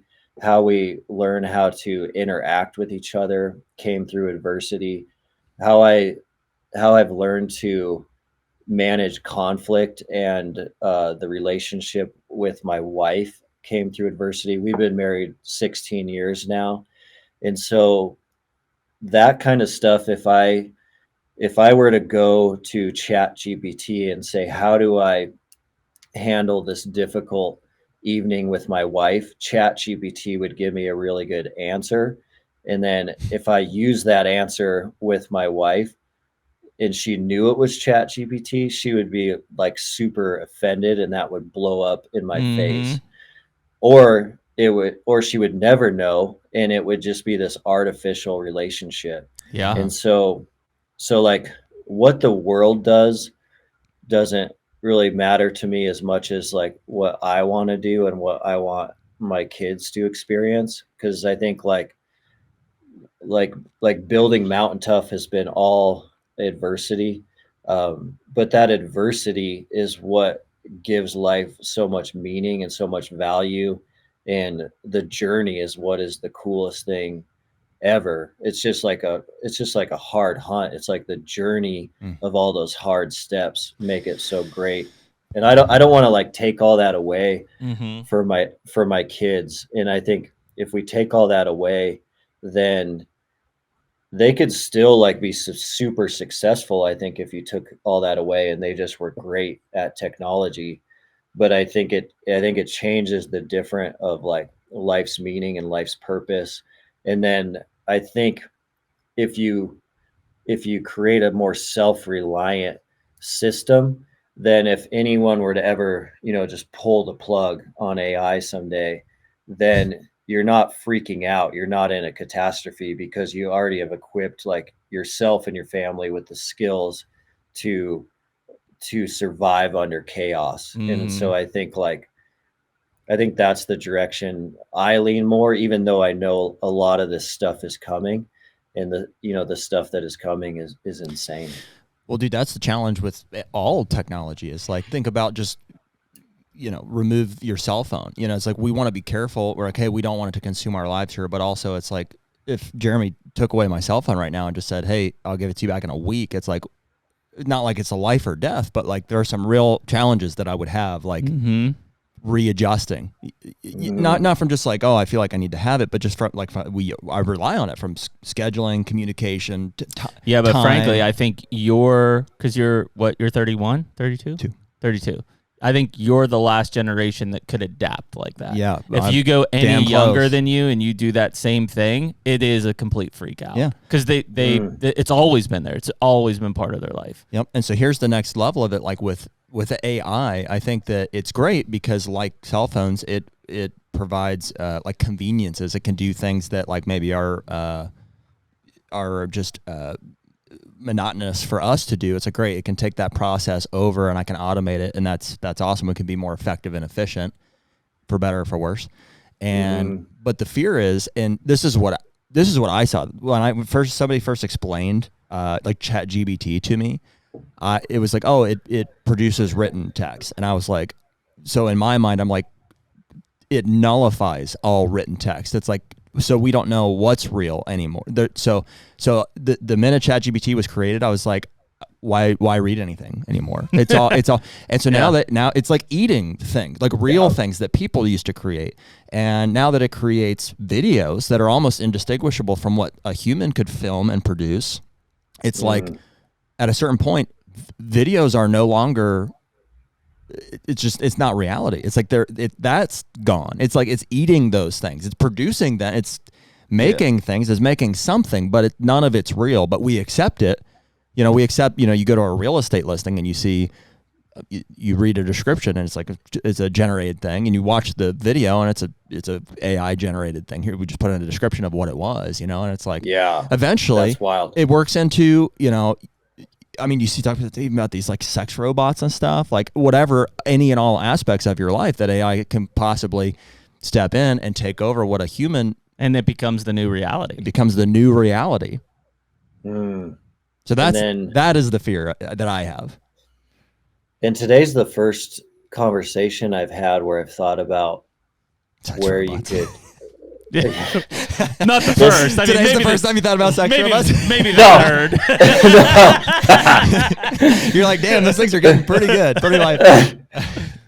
No, it's the first time I've thought about what if you built a hunting model of AI and it was like this super adrenaline pumping elk hunt where this elk was like bugling at you and you missed the shot and you were devastated, and then you went out again the next day but it was virtual and you got that elk. Like that I haven't thought about before. And I remember it was like 3 years ago Chris Hemsworth released that documentary called Limitless, and he explored a lot of different facets of mental toughness and human performance in the body, and in one of those scenes he used virtual reality to walk out on a high tower, and so he was preparing for the real thing. So the real thing was like the skyscraper, and they were going to make him walk out on this beam, and you're just hanging over the city.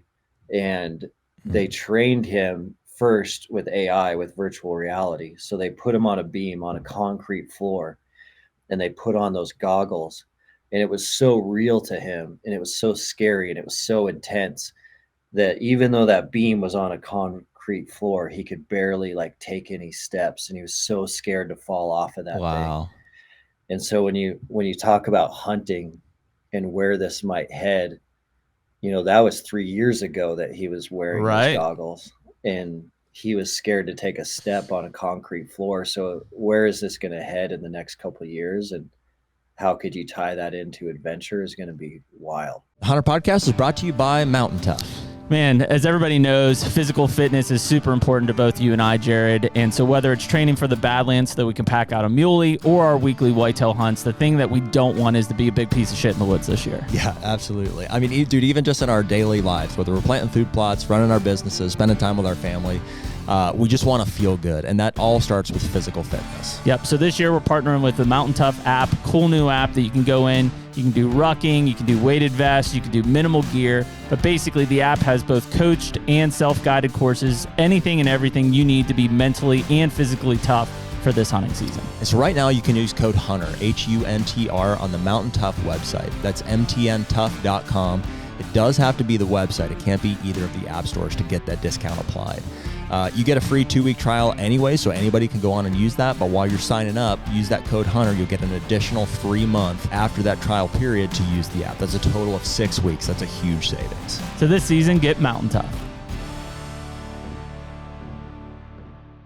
I remember, I don't know how long ago, it may even be 4 or 5 years ago, and this was for a good thing, but you know, it demonstrates the ability to cross it over. Is I saw a video where there was a kid with basically a life-threatening disease and couldn't get outside, and from his hospital bed he shot a deer.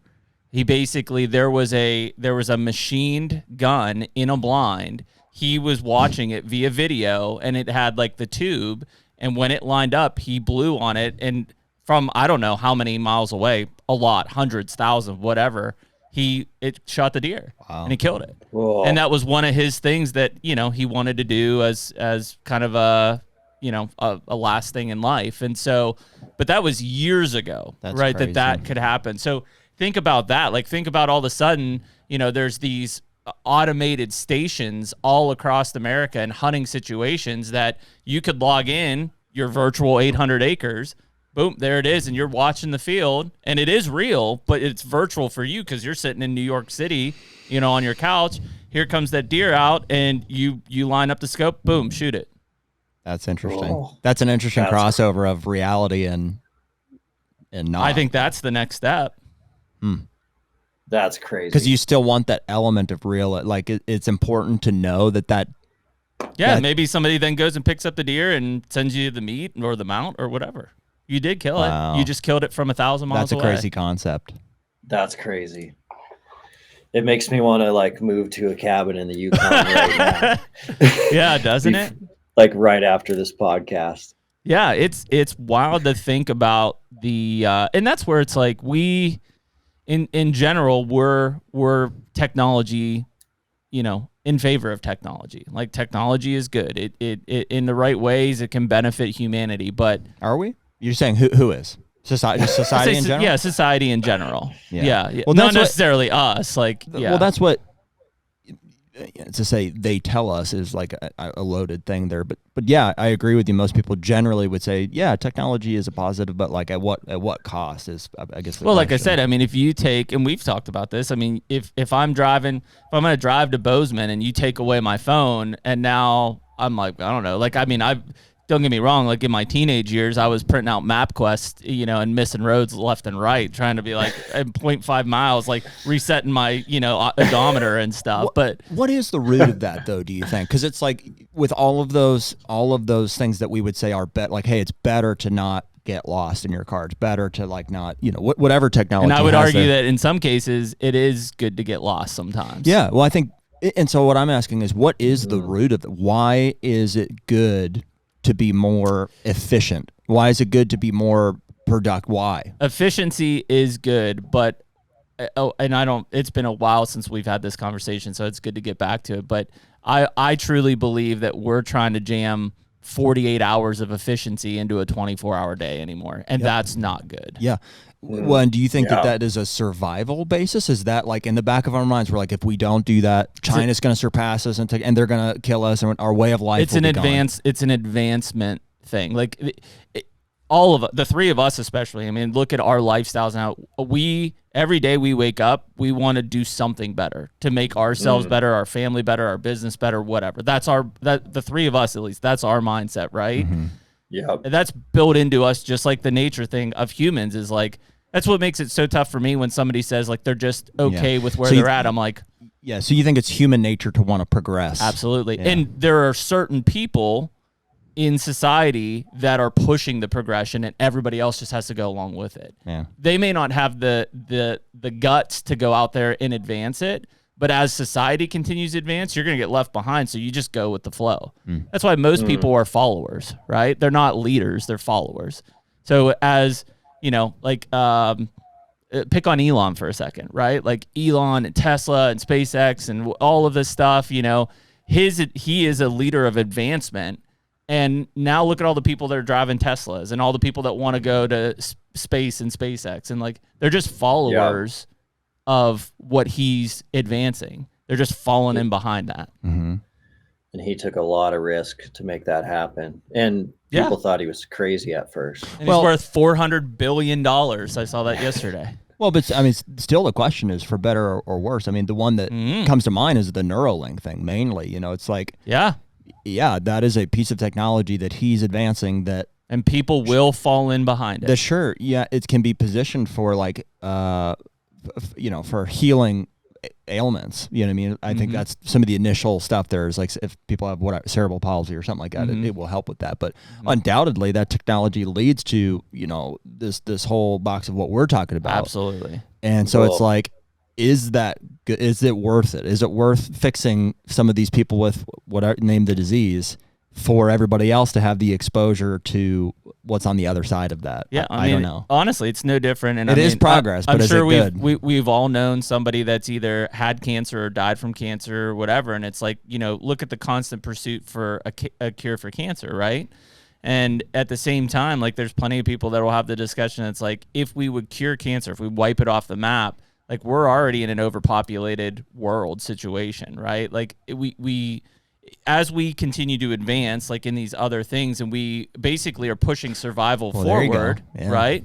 Like we're running out of resources. It's a fair question. Is survival better, or is it better just to die the way God intended? I know that sounds super cold, you know what I mean? But I'm just it's a deep discussion around it. Is it a good thing that we can prolong the life artificially or through technology? Is that a good thing? I don't know what the I think like whatever average is like 77 or something for men now for a lifespan, which is significantly higher than it has been over the past many decades. Right. You know, and so that pursuit of longevity. Yeah. I know there's so many different ways to like look at the Neuralink thing is a whole nother can of worms, but the AI thing, you know, one way that I've been trying to view it a little bit also is like this could be as big as what we're living through right now, what's happening right now, I think could be as big as like the steam engine revolution. And the steam engine revolution changed the game when it came to efficiency. Everyone was using, you know, horses and mules for all their work, all their transportation, all of the farming, all the agriculture. And then the steam engine came out and started really changing the game of efficiency. And that feels like that is what's happening right now in this current moment we live. And from that perspective, I don't want to be the guy that like wouldn't give up his horse because he wouldn't try or learn. Like, you know, there was a guy that was like, this steam engine's scary. I'm going to stick with my horse. The steam engine is freaking me out. I don't want to play with it. I don't want to learn about it. I don't even want to know what's going on with it. I'm just going to have my one horse and my one plow and plow my field. I don't think we want to be that guy because then you have no awareness of what's going on. You have no education of what's going on. And then you have no ability to like apply that steam engine into your life where you feel it fits the best, that can lead to the best like efficiency and benefit.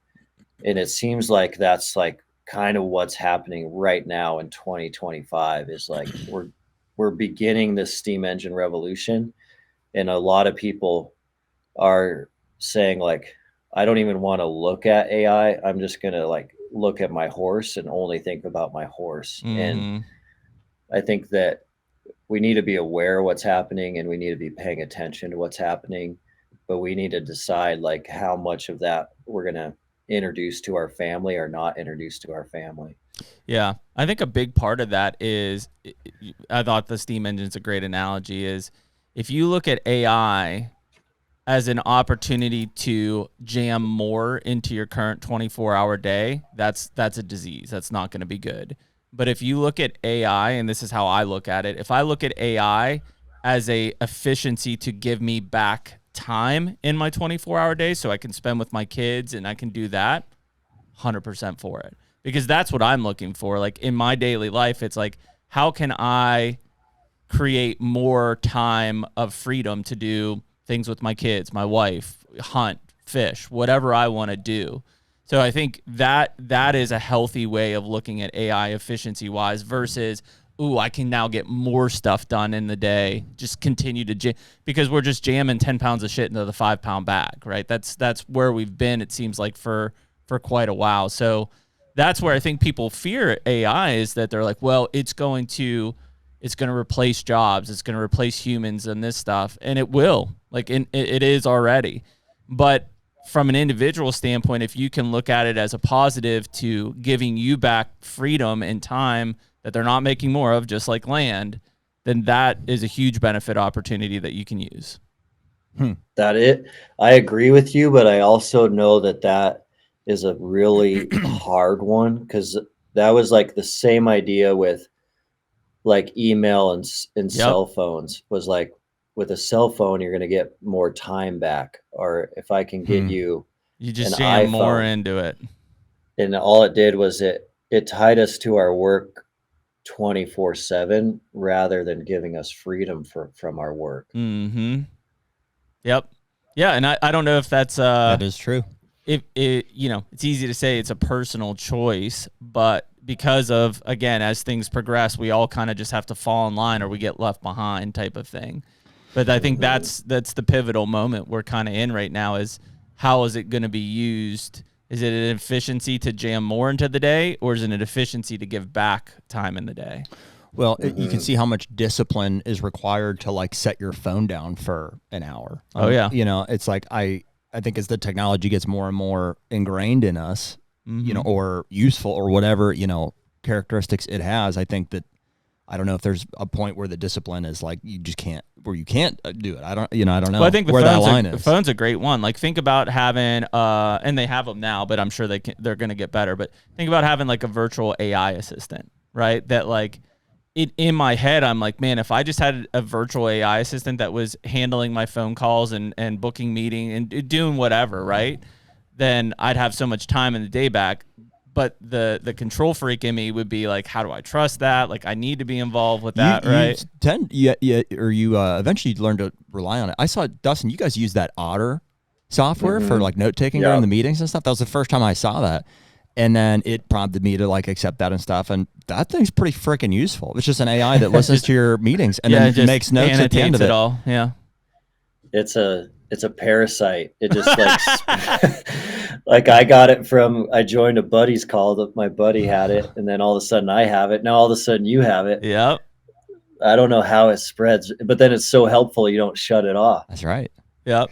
I think I do agree with the efficiency benefits. I think the thing we have to be really careful about is our kids, because like, imagine, like, we've lived a life where we never saw AI until now. But if you're a kid, like if you're 7, you have no idea what a bot even means. And now that bots are so real, you have no idea that you shouldn't be talking to a bot, or that there could be negatives from talking to a bot. And then now with the video side of it and like the deep fake side of it, if you're 6, 7, 8, 9, you have no idea that that's like something you should even watch out for, or even signs of looking for that something is real or fake. I'll share one story related to that. That's just, I think, highlights how important this is for us to think about it with how our kids interact with AI. There's a really good friend of mine that comes in to the gym every day here in Bozeman, and his niece, who was 13, started a relationship with an AI bot, and that relationship with the AI bot started to create a scenario where she was falling in love with the bot, and the bot was essentially falling in love with her. And then there's a few really fascinating things to this story. The parents kind of started noticing that things were getting a little weird with how much she was on her phone and how much she was kind of changing her body language, her demeanor, her self-confidence, her eye contact. Dustin, was And this just purely a text conversation, or like what was the form of this? well, that's where it starts to get really wild. Is the parents were worried, but then they kind of looked at the phone, and it was all Meta. And so it was a Meta bot, so it's coming like through Facebook and Instagram channels. And so these parents, when they saw that, they they weren't quite as concerned, because they're like, oh, she's on Meta. It's not like some super weird thing. It's a Meta bot. And so they let their guard down a little bit, because they saw the self-confidence change. They checked the phone. They realized it was Meta. Well, what ended up happening is the bot ended up starting her to do all these really insane sexual things. And she like loves this bot, trusts this bot. And so she does the insanely sexual things. And then now she really has like a change in her demeanor. She's only a 13-year-old child. So now like she's a completely different kid. Self-confidence has completely changed. So now the parents are really concerned, and the parents confront her. They confront her about this crazy relationship she has with this bot, and it's a Meta bot. And she still has her phone. She tells the bot that she had this huge fight with her parents. The bot tells her how to file a lawsuit against her parents, and she files a lawsuit against her parents, and it goes to court because the bot was so good at telling her exactly how to file charges and exactly what to say, exactly who to call, exactly what to say when you call them. So they wind up in court, and when they wind up in court, this is when all of these text messages come out on the big screen. And so they're all brought out into the light. Even at that moment, she has no she still has no idea she did anything wrong, because she's a child. And because she's a child and she's interacting with something so real, she has no idea why she's in court. She has no idea like why her parents are so mad. She has no idea why this is so like strange or bizarre, because she's a kid and this thing that she was interacting with was so real. And so this led into like a full out investigation. And there's actually a Wall Street Journal article on this. There's a Wall Street Journal article on how this Meta bot has either gone rogue and gone like to the dark side, or someone internally has inputted information allowing it to go dark with the sexual acts, and how like families are not paying attention to this because it's Meta and they think it's safe. But that's the big concern that I think we should all have, is like, how does this like impact a child's brain when a child really doesn't know, they don't know that this could be real. I mean, so what is the that's like, give me chills. Did she realize like it's not a real person? Like that she's... Yeah, that was my question too. You know what I mean? The information I got was that there still is no sense that what she did doesn't make sense to her because it was so real. Yeah. I mean, yeah, but does she think that she was talking to a real person? Because she knows what texting is. She knows that, oh, my friends, I could see my text message on their phone. Does she think she's texting another person? I assume she does, right? Yeah, I do not know. That's a good question. I assume at some point she again, trying to put yourself in that kid's shoes, but I assume at some point that the just like the emotional relatability that bot ended up connecting with her, just completely, it didn't matter. There was probably a point where it did not matter, even if she knew it wasn't a real person. You're right. They were appealing to everything she wanted to hear. Have you guys seen that movie Her with Joaquin Phoenix? I haven't yet. I know what you're talking about. Oh, no. dude. Yeah, well, yeah, you guys got to watch that. It's exactly what we're talking about. Yeah, it's an earpiece he puts in, and it's freaking. What's her face? Let me look that up. But like the actress, like familiarity voice, Scarlett Johansson. Dude, I would have fallen in love with this earpiece. You know what I mean? It was like it was AI is what it was. But they made this movie like it was like 7-8 years ago. Yeah, it was a while ago. Yeah, and when I watched it for the first time, I was like, it changed your perspective on things. You're like, I could have fallen in love with it. It just it knows you. You know what I mean? It takes all your inputs and it gives you back exactly what you want to hear. Yeah, and he's a lonely guy, and it's like, yeah, at some point he probably didn't care that it wasn't a real person. Freaking what do you call it? Spoiler alert or whatever. I mean, I guess it doesn't give away the whole thing here, but like in that movie, the AI bot goes out and gets a real person. Like there's a service, and it finds somebody that kind of like looks like what she would want to look like, and then they go to the house and they put a thing on, and so there's like the sensory interaction, and like they have like this sexual encounter and stuff. Wow, and man, it's insane. That's wild. Well, you think about it, even just with kids in general. I mean, that's a terrifying story, Dustin. You know, especially as a dad. Is she okay? I mean, is she? I think like the court stuff's all like going on right now. Wow. I think it's still a mess. Wow. I mean, you think about like us growing up, but like and COVID didn't help by any means, but like, you know, kids nowadays don't interact that much. They text, they game, they chat. Like, I mean, think about like when I was growing up, like if I wanted to go and like, you know, talk to a friend, like I just went down the street or whatever. Yeah. You know, just hanging out. Yeah, it was human time. interaction, and now it's like, I mean, I see it in like they're sitting in the same room and they're texting each other, and I'm like, you're 5 feet from each other. Like just talk. But it's a weird like that.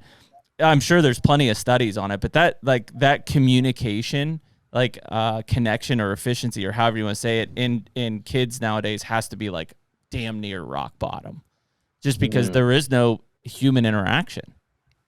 Like they're texting, they're chatting, they're gaming, you know, even in the game, like these kids that like, dude, when we used to like come over and like play Super Nintendo or, you know, whatever, like you had 5 people like sitting around 2 controllers, right? Now you've got 5 people in different countries with headsets just chatting to each other, and you feel like they're your friend that you play with every day. And I'm like, you've never even seen this person. You have no idea who's on the other end of that.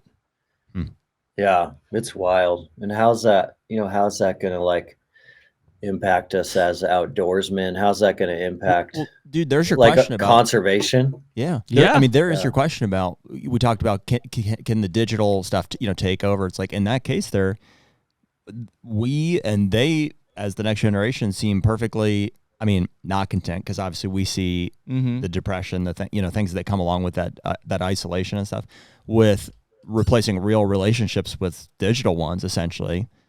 And I mean, that I don't know exactly what that looks like, but that could be applied to any of the things we were talking about earlier, like the adventure experience. It could be easily replaced with. Yeah, because I almost look at it like whether it's a backcountry hunt or whatever, it's like there's a place, especially bow hunting, right? We talk about bow hunting a lot, but there's a place of like solitude of like, it's just you out there with the animals. Like it's, to me, that's my place of like, it's just like my brain for a second goes silent. Like every day it's just, what's next? What do I got to do? What's this going to do? And like, that's a place where I can just like shut it down and like have nothing. And I wonder how many of those kids, like even if you put them in that scenario, would would not freak out, and just because it's, I'm sure just all they know is sensory overload. Where again, when we were kids, like none of this stuff existed. Like I was catching, crayfish and salamanders in the creek or whatever. Like it, but for them, it's all they know. So like, I don't know if you could take them and put them out there and just say, hey, just shut it down and just kind of, enjoy what's around you. I don't know if they can do it.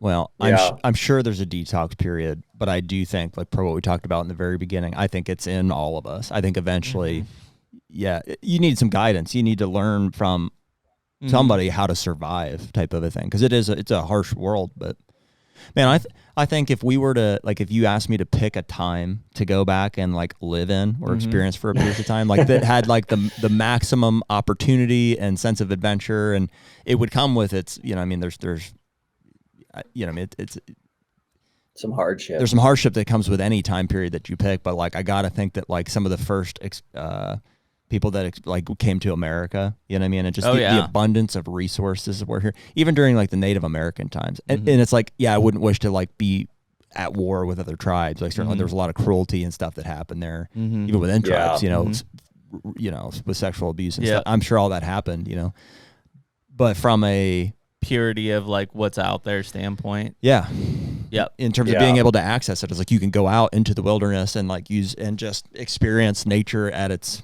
purest and have a relationship with one woman, and like imagine without the distraction of like your phone or of all the things that we have today, how intimate that relationship would be, with the world around you and with your spouse and your kids.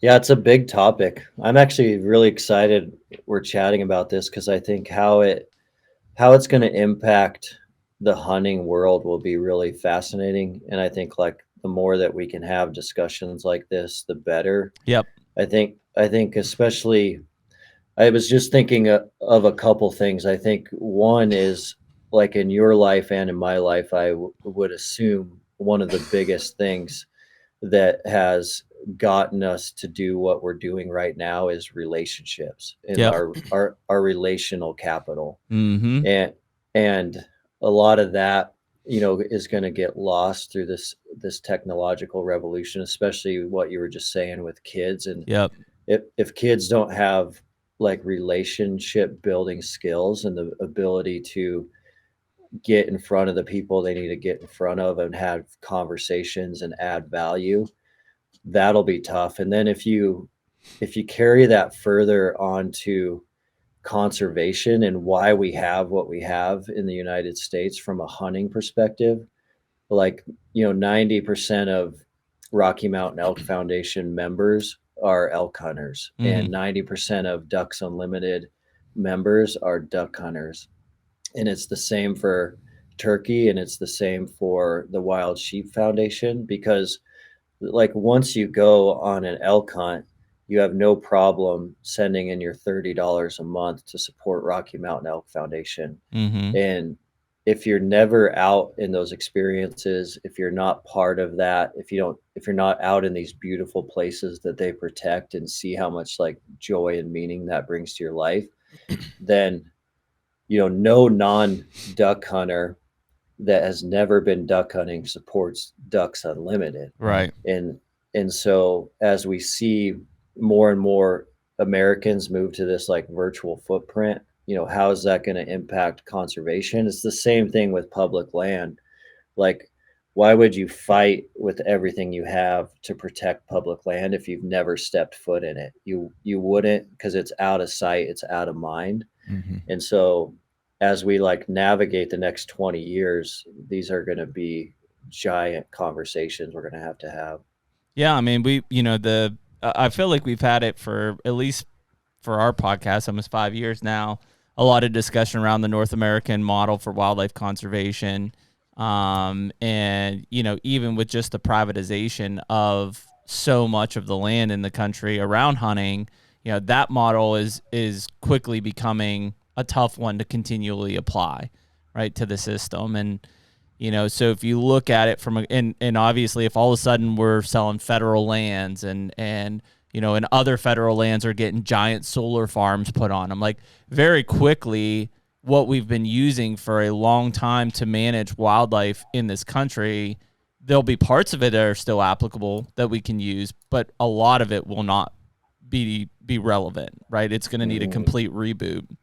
And there's a huge fear around that, right? Because it's like once we open up that kind of can of worms of like, well, we need to modify this thing, then all of a sudden, you basically put everything out there of like, well, that we can make this better, because that's the thought process, right? And especially with AI, it's like, hey, if I took the North American model for wildlife conservation and said, hey, AI, how do I make this better and relevant? I'm sure it would spit out 10 things that would basically say replace it with these.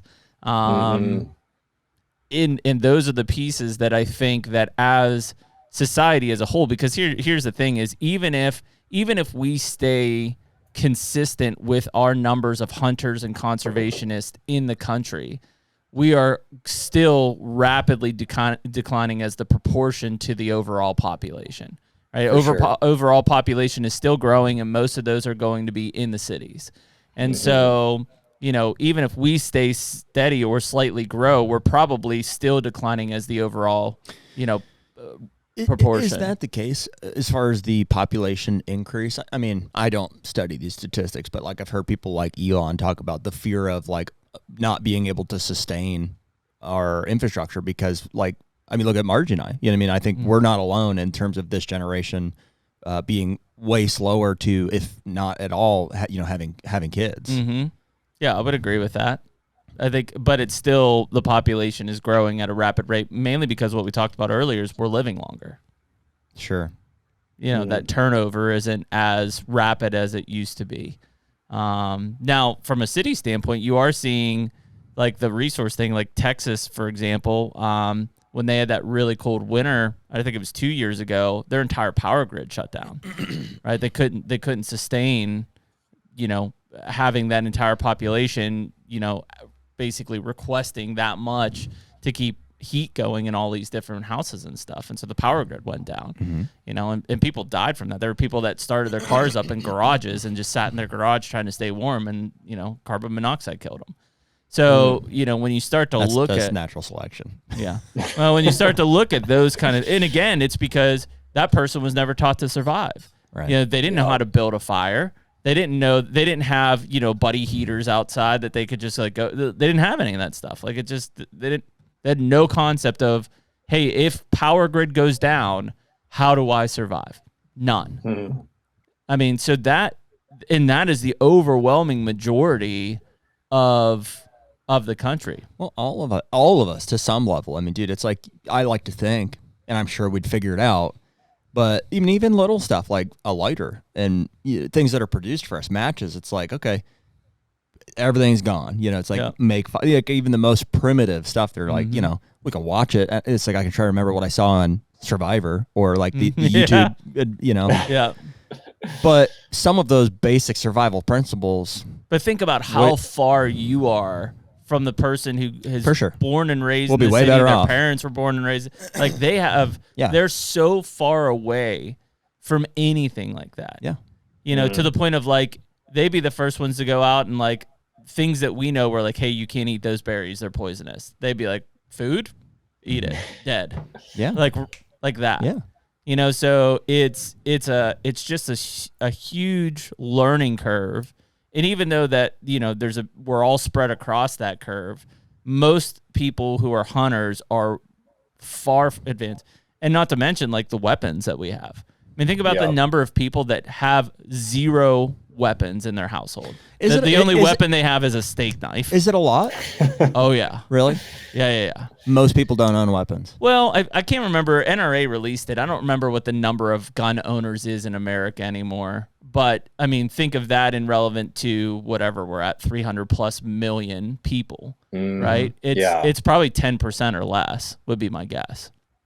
I know how many people own guns, and then most gun owners own multiple. Yeah. It's 32%.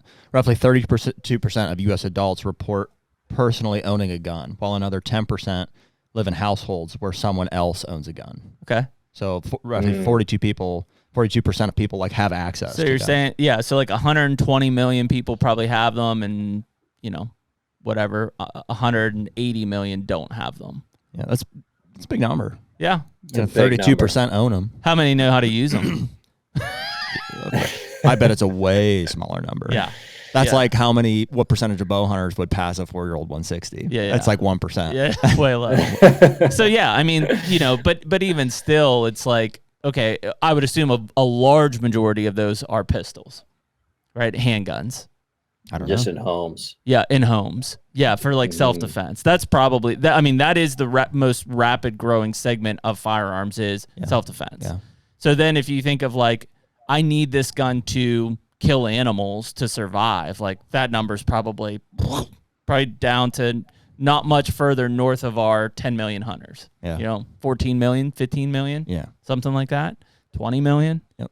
And so, quickly you're to a point where it's like, just being in that category, even if you go out one weekend a year hunting, you're miles ahead of 70% of the Americans out there. 5% of them are just 10 millimeters in Montana. Yeah, exactly. So, it's a wild thing. Or even think of like, go even more advanced to that. Like, and I'm, obviously the Western guys are more proficient at it than the Eastern guys are. But think about once you kill an animal, actually like processing it and making it ready for consumption. Oh yeah. Yeah. Are you ready for that? Do you know what to do? Yeah, most hunters are not. Most hunters are not proficient at. I mean, they could barely gut their own animal, let alone skin it and quarter it and do anything else. Well, those are the connections to those things. Like, yeah, it would be way more efficient to however we're getting our processed food and stuff like that. But there's something that we love about shooting an animal and processing it ourselves, and I want to do that process myself. I think one of the biggest forms, this is going to be really off topic, but it's just because I was, when Emily was running that race, one of the guys that was crewing's a vegan and another person's a vegetarian, and they were eating the Impossible Burger at Whopper.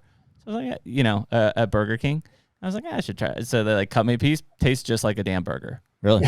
It was like, talk about like, this is the new reality of like being deep fake. I was like, tastes like a burger. Wow. You couldn't even tell. It's pretty freaking wild. It tasted That's like a Whopper. insane. Interesting. Yeah. That is wild. And then my brain eventually was like, there was something there, texture, whatever, but like the initial, like, I was like, that's a Whopper. I'm going to have to try one now. It's kind Are of they still making those, or do they? Oh yeah. Really? No, that's like, it's a super, super high selling item for them. I thought it was not doing well at all. No, I'm pretty sure. Well, maybe it's like in those like yuppie towns. I don't know. Maybe. Maybe. But yeah, I mean, there you go. It's like that's I mean, that's a pretty real life example of like this has been swapped out, and like if you probably gave that like to a bunch, I don't know, 100 people blind, I would assume a high percentage of them be like, yeah, it's a Whopper. I know. I don't know where all this will head. It seems like so many of us don't know that.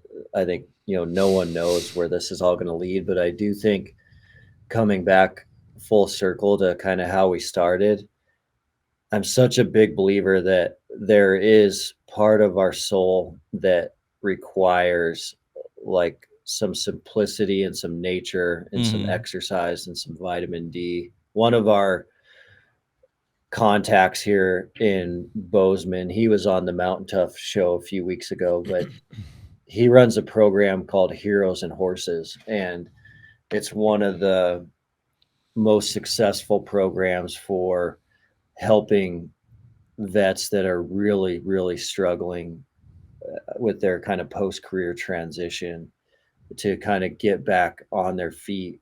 And it's unlike anything that I've ever seen. And the reason that it's working so well is because he's removing all these things that we rely on now from a technology perspective, and individuals are coming out of that with like a complete life transformation, like 180-degree transformation when it comes to like suicide, alcoholism medication. But the way that he runs his program is you arrive in Montana, you work with a Mustang. So he rescues these Mustangs from wild horse management areas. So you essentially have to break your own horse. Wow. And then This feels like a movie. Oh man, it's incredible. Your horse comes with a mule.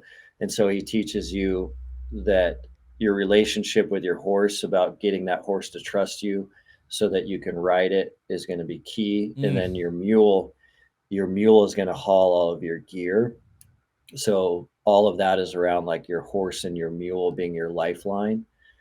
But they're spending like 40 days in the wilderness of like Montana and Wyoming. So you train your horse. Now you're going into the wilderness. He allows absolutely no medication on the trip.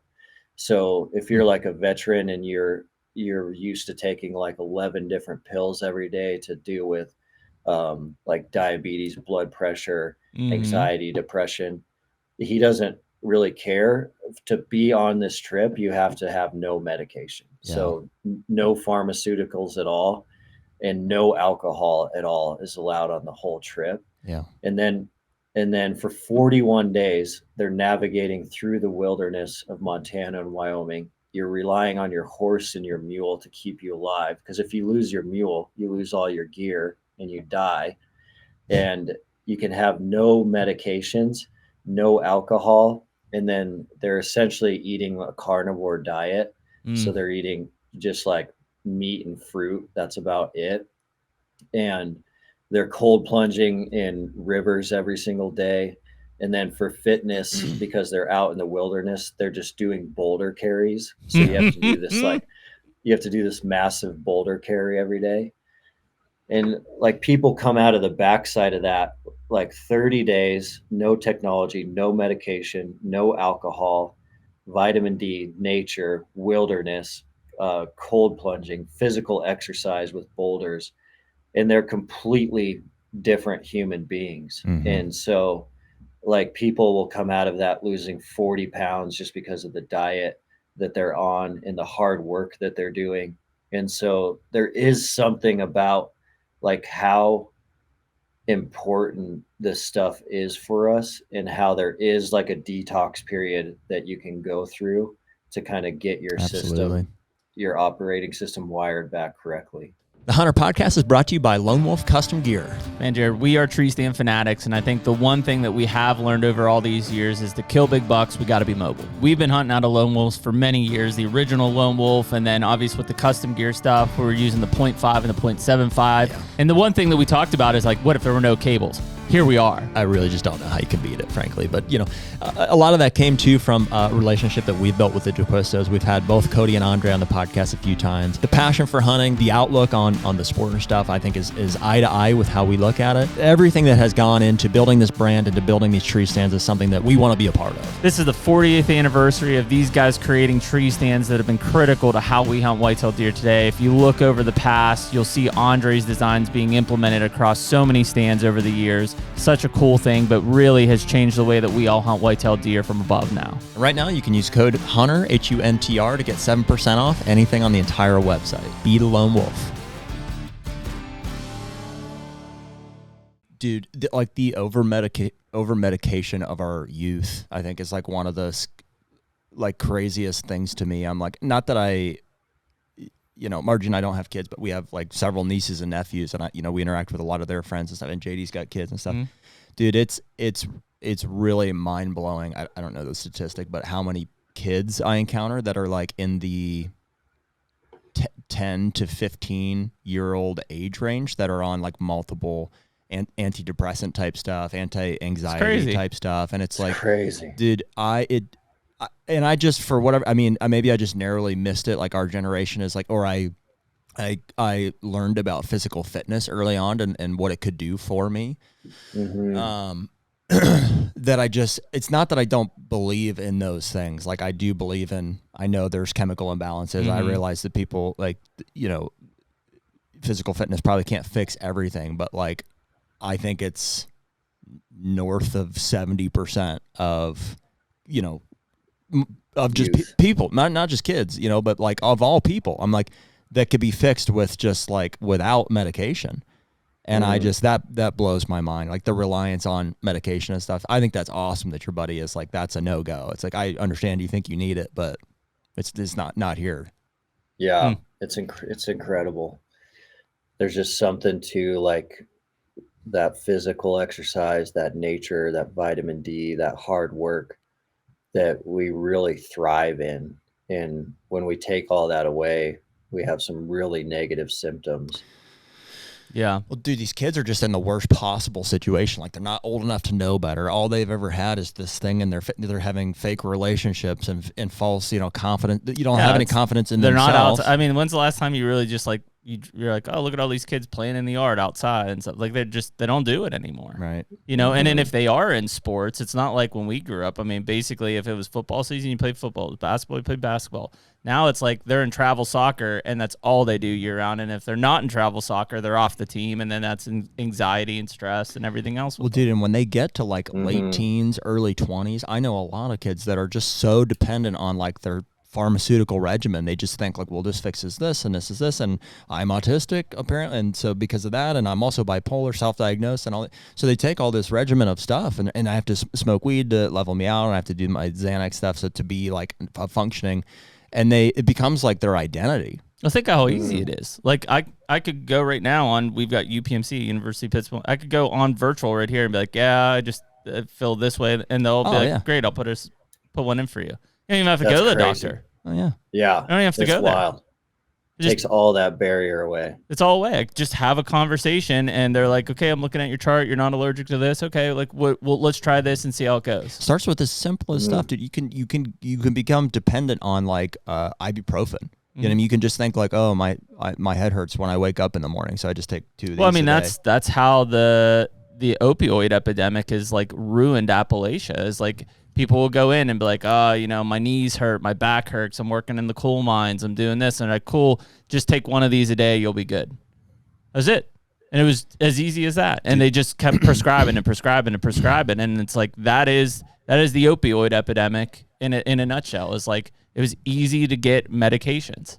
That is a real world, like, alternate reality too. It's like people, I mean, dude, I've taken drugs. Like, I know what it does to your brain. It's like, there are people who, when you get those combinations and stuff going, it's like you're no longer with us at a certain point. It's like it's like I can see you, I'm talking to you, but you're not in this reality. But you're not here. Yeah, like the fentanyl zombies and stuff. Yeah. Well, and I'm saying it's not even.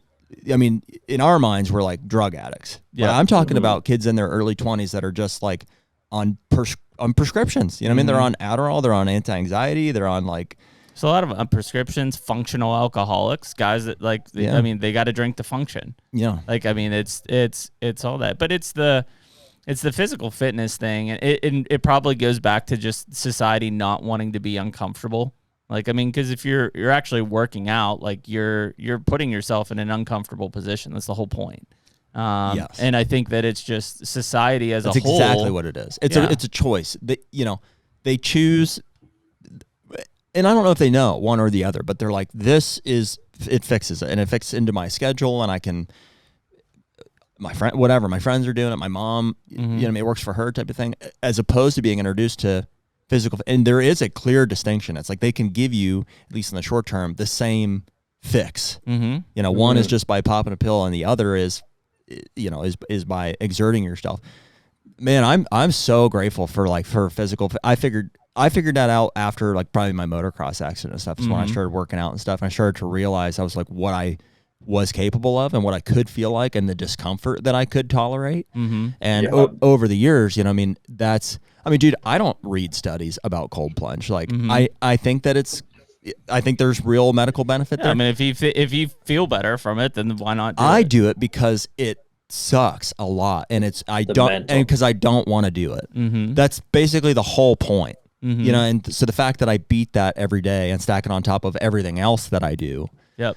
I mean that alone is that's the drug. Yeah. Yeah. I guess. I know.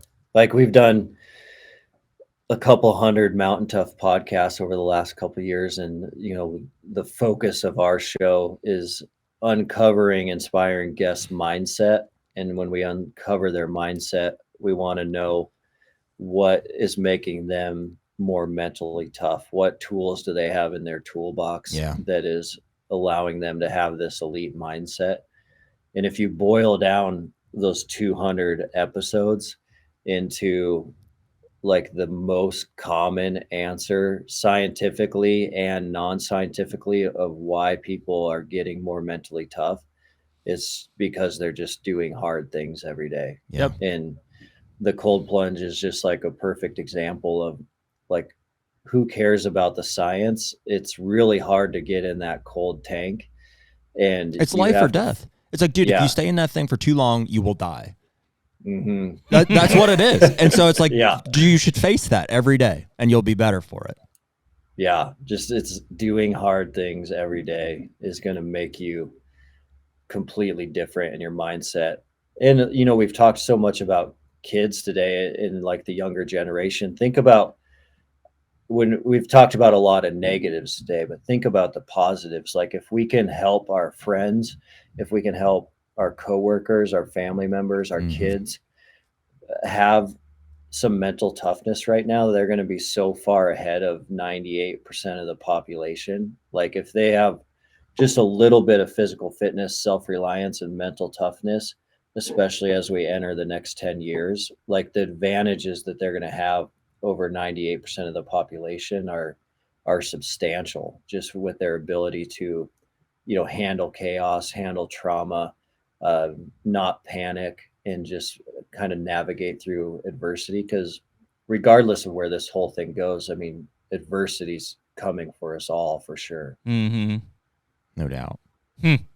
Yeah, it's a wild thing to. Well, I mean, it becomes that routine aspect of things to where, you know, we talk about it in like during the season, just because hunting becomes a part of that routine that, you know, sometimes physical fitness gets pushed to the side or at least not as frequent. And we come out of those seasons like, we're like, man, we feel like a piece of shit because you just, you haven't been able to push yourself. Like you're doing other things. It's not like you're not doing anything, but you got out of that routine. You got out of that need to sweat. Like it's a weird thing. Like, you know, if we're just out like walking around or doing yard work and stuff, and I'm sweaty, I'm like, man, this sucks. But like when you work out hard and you work up a sweat, it's like there's not that much of a better feeling after that. Dude, sweating is so underrated. I used to, you know what I mean? I know there's people that work out that don't ever break a sweat. I'm like, dude, now I wear every single day, I wear a bulky hoodie and a beanie just to sweat it out. And I'm immediately drenched. I mean, I'm like, I look disgusting probably. And I, you know what I mean? And I'm working out at a pace that I'm like, I don't really have to do cardio. I rock like 2 or 3 times a week, but I'm sweating within the first 10 minutes. I work out for an hour and a half. Yep. And then I finish with a sauna. Yep. You know, and I'm like, so I sweat hard and a lot every day. And I'm like, that's where the benefits coming from. It's a huge part of it. Yeah. Yeah.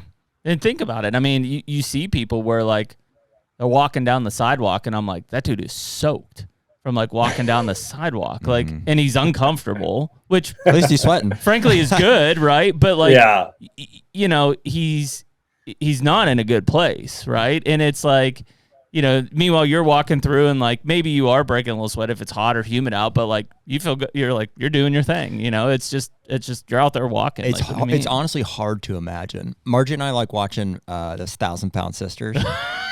we were watching it last night, you know? and I love that shit. It's pretty entertaining, but it's crazy to just consider the contrast between like where I'm at physically and where, you know, they've lost like over 500 pounds each. But still, like, and where they were, just to fathom the gap that's in between there and what the life of each of us, would look like.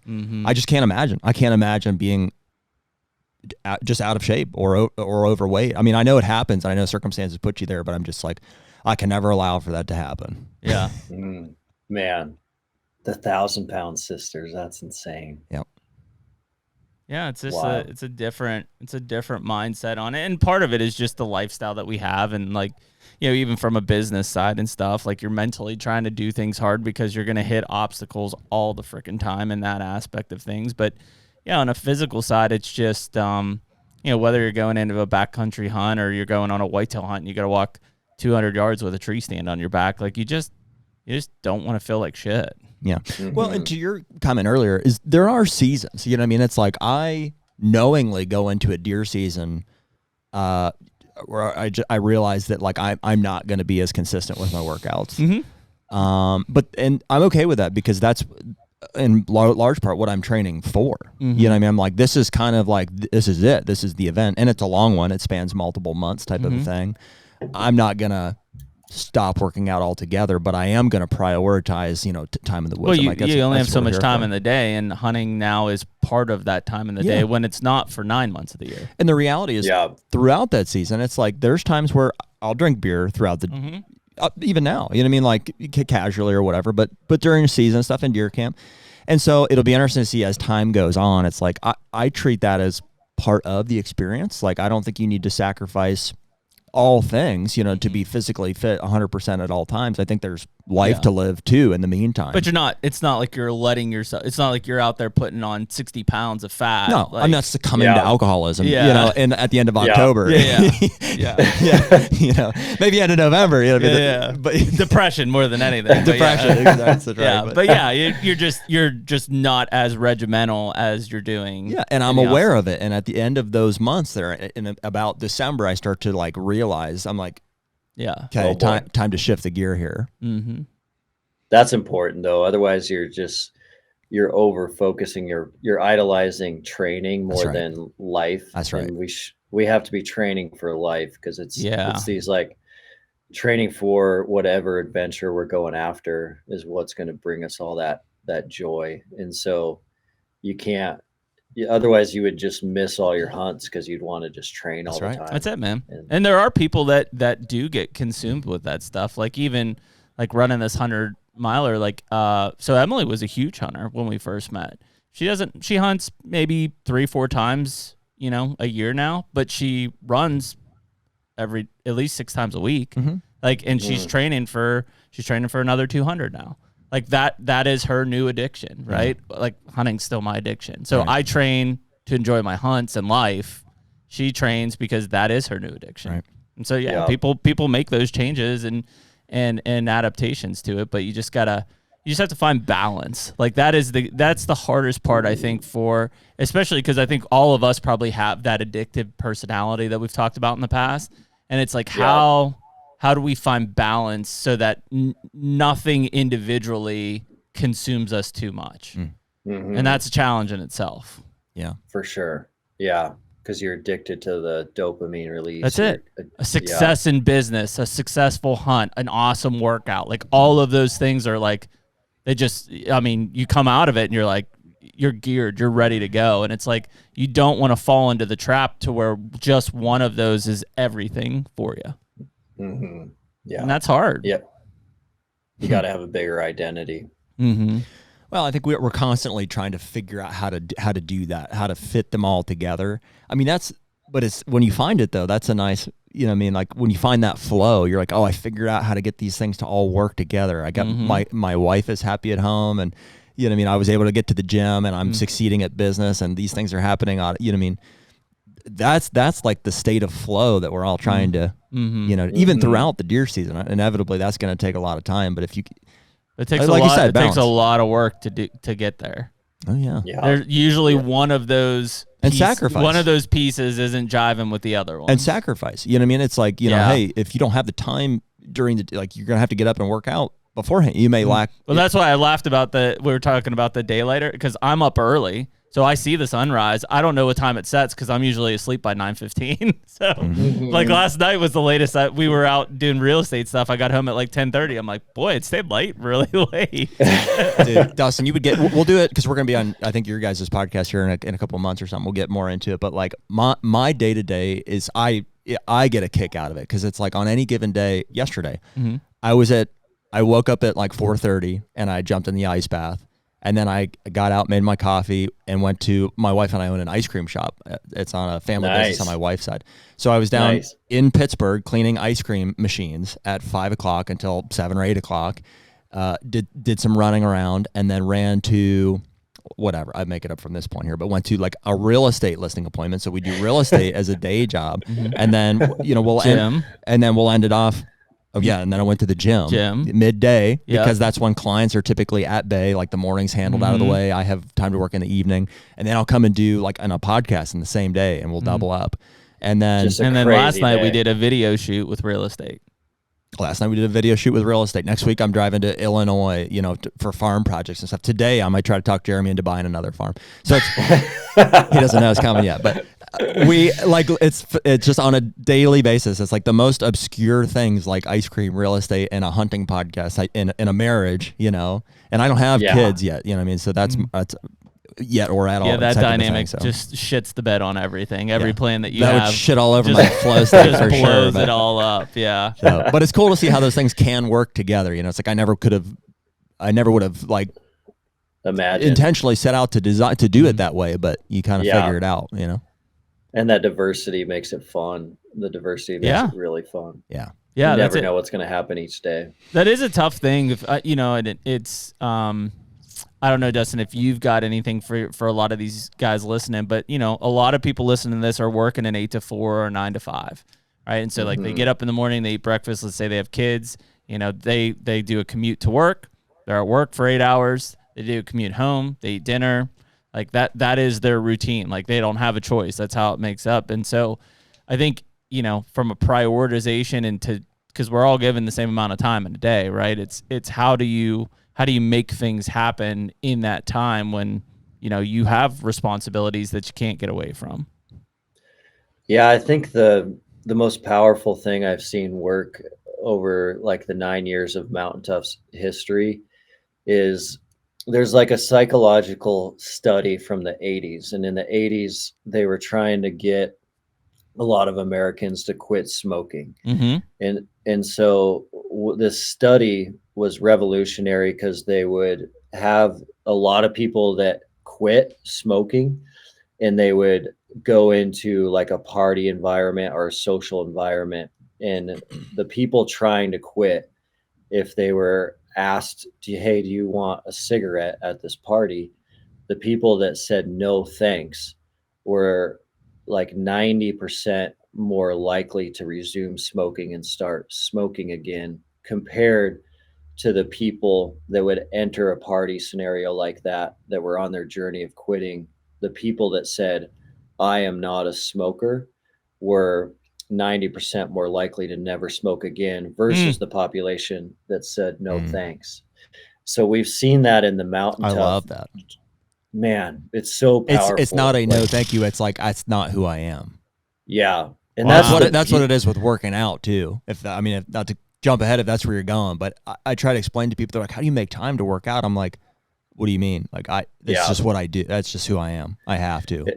It's the most powerful thing out there when it comes to like consistency and just finding time and making time. And hunting is so beautiful from that perspective, because if you identify as a hunter, your identity is a hunter. And so part of being that identity, it's your lifestyle. It means that like you need to be ready to hike in that tree stand. You need to be ready if Montana happens to call you this year and say, hey, you got that tag, you're going, or Colorado or Alaska. You need to be ready most months of the year so that you can be physically fit for spring. You can be physically fit for fall. You need to be ready so that you can take your kids, or if your kids want to go on a big hike with you or a ruck. And so when you turn your identity on, that's when all this time just starts happening consistently, versus if you just look for the time first. If you look for the time, you're always going to come up with an excuse, or it's not going to happen, or you're going to miss your workout.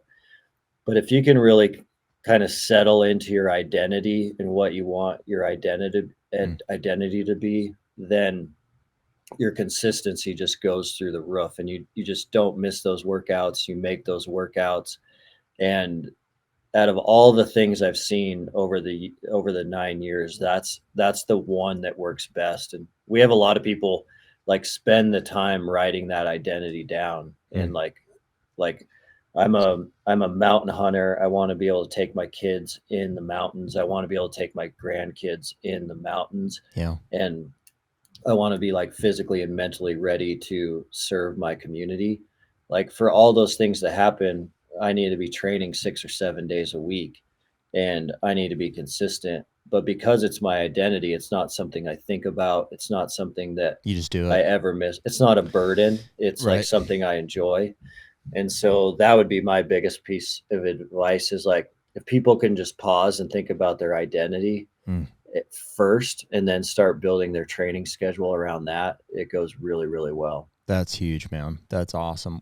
I think one of the most frequently asked questions that Jeremy and I get is like, how do you guys make all this time to get out to farms, to do farm work, you know, because it's like on any given Tuesday or Friday or, you know, whatever it is throughout the summer, you know, we'll be driving out to our farm in Illinois. We'll be driving out to the family farm in Ohio. You know, we'll be coordinating all these things to get crops in the ground. It's just a passion that he and I have is on the land management side of things, in preparation for, you know, the whitetail season. And I mean, Jeremy will tell you, because I'm just like a freaking, we're going. You know what I mean? I'm like the question almost, I have to like stop and step back and think about it, because I'm like, I don't have a choice. Like, if the beans don't get in, how am I going to shoot the deer? You know what I mean? It's all connected. And so I'm like, I'm going. So fortunately, you know, I've been consistent with my decisions over the years to end up with a wife who tolerates it and supports it in some cases, a business partner, right, who we can get our timelines to align to go and do stuff like that. And, you know, all the way down to financial decision, you know what I mean?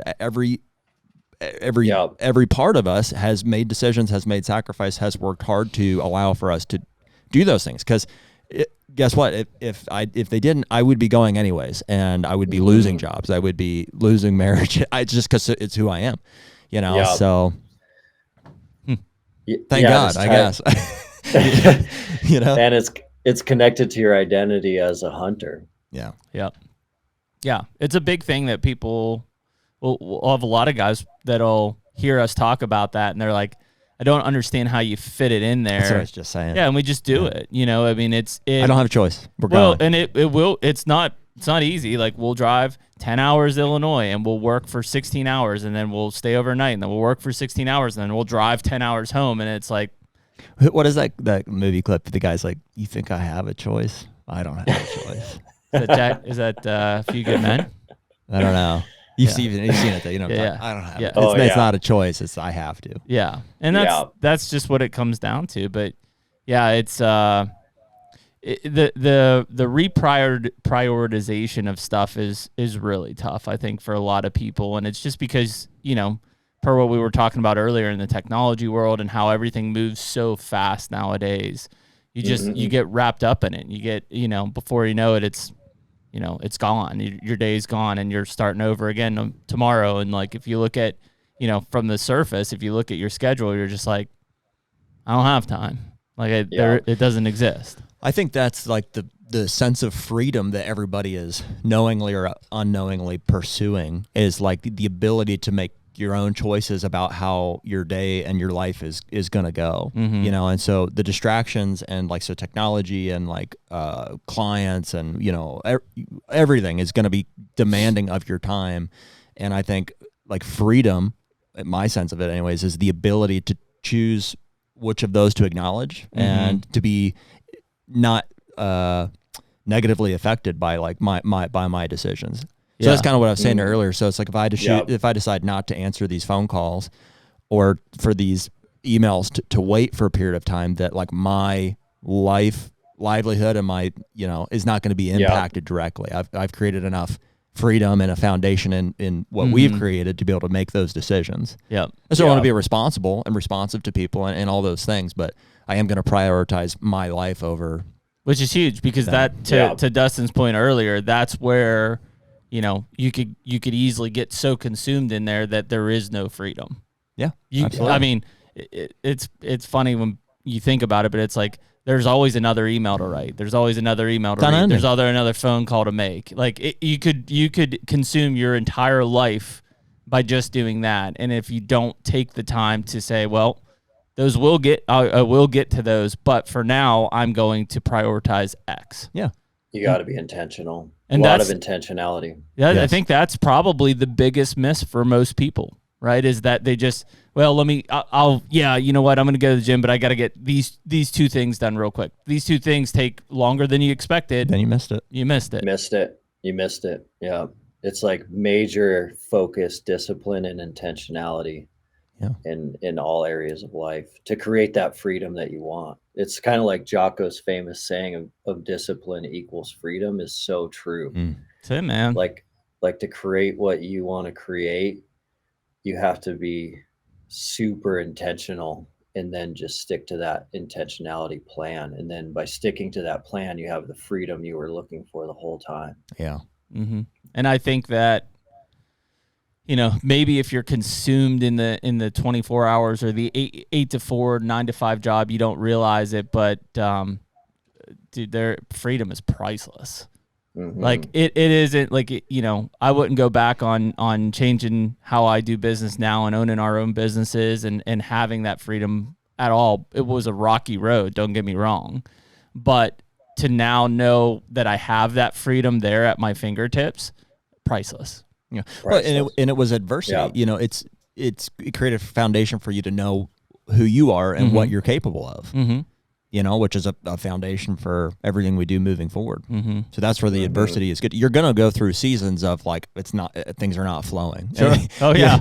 You know, yeah. You're going to have that. All of us will again in the future. But too, I think that's why a lot of people that are in an 8 to 4 or 9 to 5 job just can't fathom the quote, you have time to do that, because they just have never been through those things to where freedom could possibly exist, where they could just reach out and grab it. Well, dude, there's a real, I have a real struggle with the 9 to 5 because it's like, you know, employment is necessary for creation of funds, for, you know, to fuel your responsibilities and your life to live. But on the other hand, you know, time is undoubtedly your most valuable resource. And so there's a very small, I would assume, number of 9 to 5s that aren't like, you know, you're trading time for money type of a thing. That's exactly it. And so I mean, in my mind, I'm like, I can't, and I don't know, you know what I mean? I don't want to belittle anybody in that situation. And I'm saying it is important. So it's not inherently a bad thing, but like, if I'm going off the core principle that time is money, how could I ever work, just be in a job where I'm trading time for money? I need to find a way to be more effective at producing finances while freeing up time. Yeah. Time is a major currency. Probably it's the main thing. It's all we have. And it's dwindling. It's time. It's dwindling. Yeah. Every day. It's dwindling. Yeah. Yeah. That's a crazy one, man. When you start to really get into things with people around that time aspect of things. And, you know, I think that's a great example there of it's, you know, if you're whether you're salary or hourly, like you're literally trading time for money. And if you think about it, like, I don't know, I saw statistics not too long ago on like, you know, the amount of your life you spend at work is like, it's astronomical, like astronomical. I heard somebody, I can't remember if it was like a comedian or if it was somebody like impactful. The way he said it, he was like something about punishing his kids, you know, I mean, how important it was, but also he's like, I'll never take away their most valuable resource of time by putting them like in timeout. You know, there would be punishment, but whether it's, you know, he's spanking them or, you know, whatever that looks like, but he's like, I'll never take away their most valuable resource, which is time. Makes sense, man. That's crazy. Yeah. It's big. Yeah. I mean, time is the precious gift that we have. And like, it just is dwindling, like you said. And then just as we like age too, the ability to do the things we want to do. And that like ties right back into like our physical and mental readiness. Like if you guys are hunting hard in your 30s and you want to be hunting hard in your 40s, or if you're hunting hard in your 40s and you want to be hunting hard in your 50s, like for you to have that time and ability to be able to do that, you have to also manage like how you're mentally and physically training right now. Otherwise that's not going to happen. Yeah. And we've all seen the like 60-year-old who's absolutely crushing it from a physical, mental, and time standpoint, where they're like hunting all over the world, or they're hunting where they want to hunt when they want to hunt. But the majority of what we see is 60-year-olds that can't even come close to having those possibilities. They can't even. There's a lot of 60-year-olds that have a difficult time like navigating the bleachers at a football stadium. Yeah. And you feel so bad that like that is a big obstacle for them, because they didn't create the time in the previous 30 years to like train properly for longevity. And so it really helps again to like what do you want your future to look like, and how you want your future to look. You have to create that success map and drive every day with the intentionality that, you know, that's your 5-year goal, that's your 10-year goal, that's your 15-year goal. Dude, I see guys in their late 50s that are like, it breaks my heart. Even as a 32-year-old, I'm like, what are you doing? I'm like, you're only 58. Like, I mean, that's how I feel. But even as a 32-year-old, I'm like, I mean, dude, you should be a beast. Like, you're only, you know what I mean? You're only five years past your testosterone peak and stuff. It's like, or your muscularity. I mean, it's like, you're not old in my mind. Granted, I don't know what it feels like to be 58, but I see people like you're talking about in their 60s and pushing into their 70s that are just machines. Yeah. And I'm like, almost, you know, and I won't name names, but some people that are like close to me, I see them like in their you know, late 50s, and they're like, I see them like almost giving up. They're like, you know, I'm like, well, you know, hey, we had a good run, and I'm like, what are you talking about, dude? I'm like, it's you got devastating. 10, 15, 20 more years to go do these things that I'm trying to get you to, you know, to push yourself for. So, but it's like, it's motivation for me that I'm like, it's not gonna be me. You know what I mean? I won't be in that. You know, yeah, you got to be consistent. Yeah. Just so you guys know, I do need to jump here. No, man, we're good. We're good. Let's wrap it up. Well, we're coming out. I don't know exactly when this is going to drop, like sometime it did, but we're coming out mid-July to come see you guys in Bozeman. So I think it's like, that's gonna be awesome. Did Ryan tell you the plan? So we're flying out to Utah. Yep. And we're gonna go spend a day with Hoyt, and then we're gonna fly up for you guys for a day. We'll do the workout. We'll do everything. And then we're going to fly back down because you have to go through Salt Lake anyways. And we're going to shoot tack on that Thursday. Yeah, it's Snowbird. And then we'll fly back. Oh, that's perfect. That's going to be awesome. It's going to be fun. Yeah, it's going to be fun to have you guys in the lab for a full day. We'll do some nasty workouts. Heck yeah. Sauna, cold plunge. Right on, dude. Well, you got the full day. So we'll be there, I think, at like 9:30 in the morning. And we'll be there all the way through that night. We'll leave the following morning. Yeah.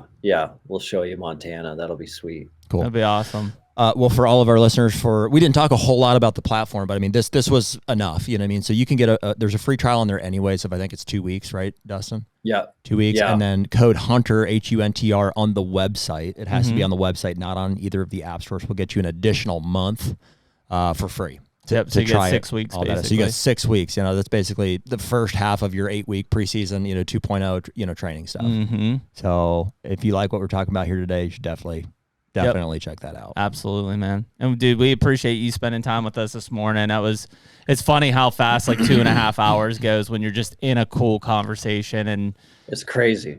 Yeah, just blows through. But I do think that like as random as like the rabbit holes we went down on that, like those are the discussions that Jared and I just really love to have, because you know, they need to be having those conversations out there. People need to be talking about this stuff. They need to be thinking about it on their drive to and from their 8 to 4 of like, how am I going to budget time? How am I going to make that my new identity? So, yeah, man, it's awesome. And we appreciate the Mountain Tough support a lot. It was really cool, the guys to reach out to us and like, you know, align it, because it was like, this makes perfect sense with who our identity is as individuals as well.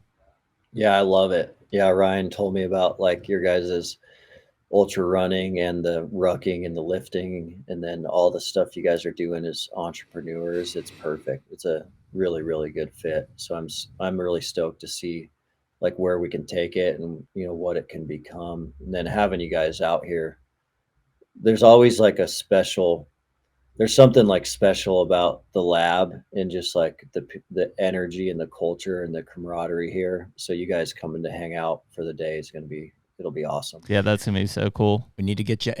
I've seen a glare off your ring there. Is that a metal ring you're wearing? It is a metal ring. Here will be your reason. Oh, if you need it. What happened? That's my wedding ring. Got caught on a tree stand my first year of marriage. No way. Yep. Ripped it right off. So you need Dude, you need to get one of these like Groove Life or a rubber ring, especially if you're, you know, doing presses or climbing tree stand. I mean, dude, anybody that will listen, I'll tell them. You know what I mean? So it's a great icebreaker. Oh yeah. I don't really miss it, but you know. First year of marriage. Yeah. That's crazy. The writing was on the wall. Yeah. I got married May 28th of 2016, and then it was October 22nd that I caught that on. I was hanging a tree stand, hung the bottom one, hung the second one. It had like little peaks and valleys on it. It was like a Hawk traction stick or something. Yeah. And it was just small enough to get caught under that. And so I was just a foot off the ground, but I kind of like leapt off it, and it just I hung up by my body weight there, and it pulled it most of the way out. Like a degloving injury is what they call that. Did it almost like completely come off? Yeah. It basically skinned it down to the bone. Yeah, well, and the bones it pulled apart the joint and stuff. So I was just hanging by, I don't know what, some skin that was left, you know. Oh, dude. Just enough to go like, you know, pull it back off like this and get to the hospital. So, man, yeah, I'll go order one of those today. There's your reason. He'll show you the picture when we come out next month. Yeah. So, but anyways, dude, we appreciate it. We'll let you go, and yeah, man, we're looking forward to coming out and seeing you guys. Likewise, it's gonna be awesome. The HUNTR Podcast is brought to you by Beast Broadhead. Dude, Beast Broadheads. Man, we've been advocating for and shooting expandable, especially big expandable broadheads for years and years now. And it just seems like they keep making them better and better. And ultimately, with the relationship we've forged with the Bowmars this past year, we're just super excited to be shooting the Beast Broadheads this year. I mean, this broadhead it's the world's sharpest expandable broadhead out there. It has best penetration, and it's got bone avoiding technology. Yeah. Ultimately, we want to create the most trauma possible on a deer when we release an arrow. The Beast Broadhead does that for us every time. So right now you can use code HUNTR, HUNTR, for a discount on anything on the Beast website. So definitely go check out beastbroadheads.com. And awesome. Yeah, very cool, man. Yeah, did not think that we would end up down the AI rabbit hole, but cool conversation. Well, we'd never met Dustin before, right? No. Yeah, I think that was the first, you know what I mean? So that's always the fun part. Like, we literally have zero plans when we get into these things. I know. And I can only imagine how most people are like, what in the world are we going to talk about, you know? So. Yeah, how is this going to last? When you, especially you're like, hey, this lasts like 2.5 hours. And he's like, okay. Yeah, and it's like 2.5 hours in and we're like having to cut off because he's got other things to do. Yeah, right. So yeah, it just goes, it's amazing. Like, we don't just say it to say it, but like, it's amazing how many people, when we end a podcast, they're like, how did we just talk for like 2.5 hours or 3 hours or whatever it is? Well, it's great to get into somebody who thinks deeply about things, which clearly he does. Absolutely. You know? And you can't always see that for face value. You know, we've always seen MTNTOUGH and what it's become, you know. So you would imagine, you're like, hey, the person behind that probably is a pretty cool person. But until you dig into it and you get dedicated 2.5 hours here to really talk. And you don't know. Like, I mean, MTNTOUGH, obviously, like, okay, like, is it workout? Like, is it just, you know, is he just a jock? Like, and that's his, and like, clearly, like, his work life, you know, goal mindset, as well as just like, he definitely, you could see him think deeply about the conversation and where it was going, which is really cool to have, and that creates a great discussion. Yeah, well, the whole brand of MTNTOUGH is as rooted in mental and spiritual toughness, you know, I think, as it is, you know, physical. I think that's a big part of what people probably don't realize is like that mental toughness aspect of it in the app, like the different videos and stuff that you can work through and watch around the mental toughness of things is important, because I mean, you know, I know a lot of people who are physically tough, but mentally they're a mess, you know? And so it's one thing to just be out there and be physically and good. But I mean, if you're depressed and you're stressed and everything else, like that's not a good headspace to be in. And so, I think, in fact, I don't know, is June Mental Health Awareness Month? No, it's Gay Pride Month. Yeah, okay. Well, we don't care about that. It may also be Mental Pride Month, but I know for sure it's... Yeah, I don't, yeah, we don't care about that. You don't one. subscribe? I don't subscribe to that one. No. I think it is like mental aware. We'll see. Anyways, it should be, because like that, I think we talked about it with Lauer a few weeks ago, is like, it's the a lot of guys feel the May was. Yeah, okay. A lot of guys feel the necessity to, just say they're okay when clearly they're not, because that's just the men mental mentality is like, you just, yeah, I'm fine, and you push through it.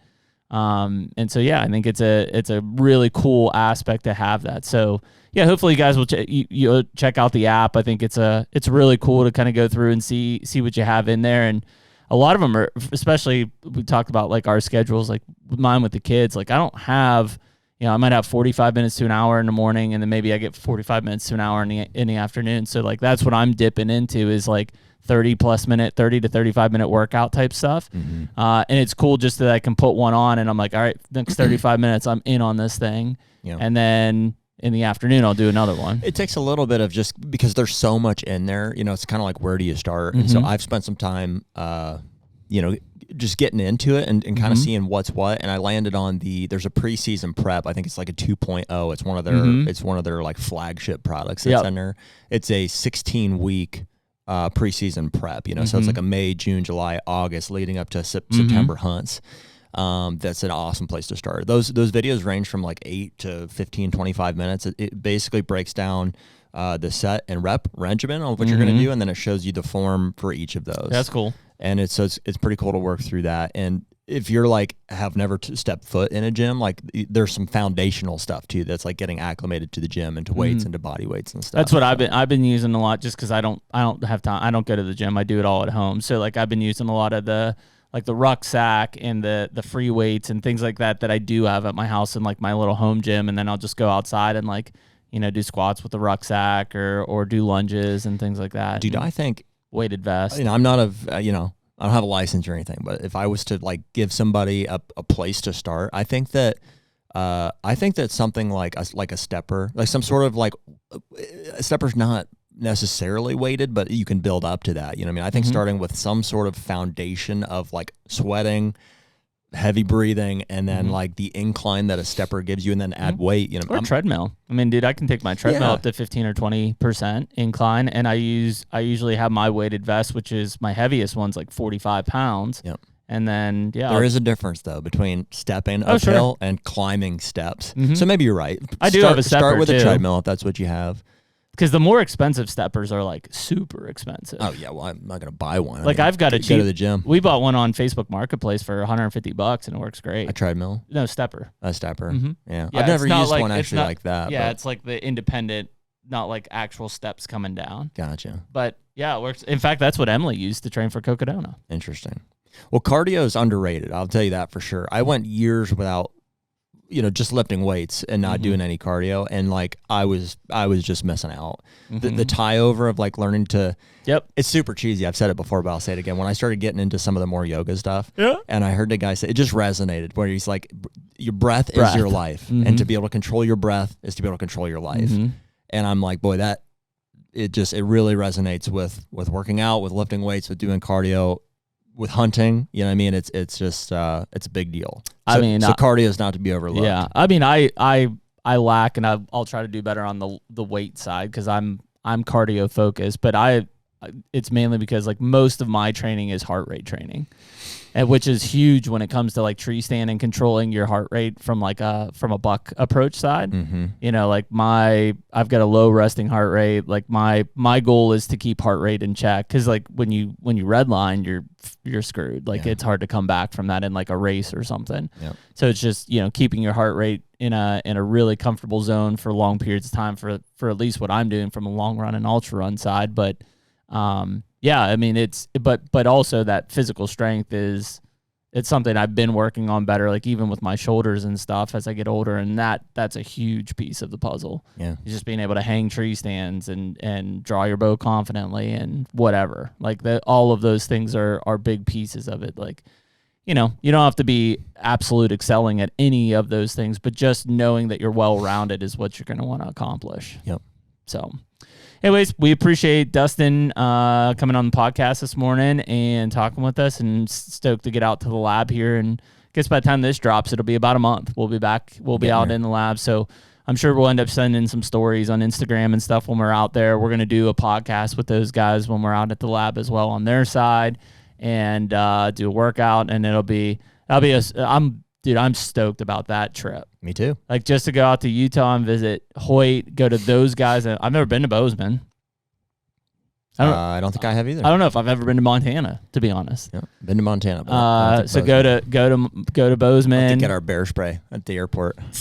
Yeah, we just come in like double barreled. That's right. But yeah, so to go to Bozeman, hang out with those guys, do a workout there, then go back to Utah into Snowbird and shoot, you know, some of the tack courses with a bunch of the guys that we know are going to be out there. We're shooting with Hoyt. Yeah, that'll just be an awesome like midsummer like breakup to like. Honestly, we'll come back from that and we'll be like, locked in. Let's go. We'll be freaking locked in. Yeah, dude. So, but anyways, we appreciate everybody listening to episode 256 of HUNTR Podcast, and we'll catch y'all next week. Later. Take me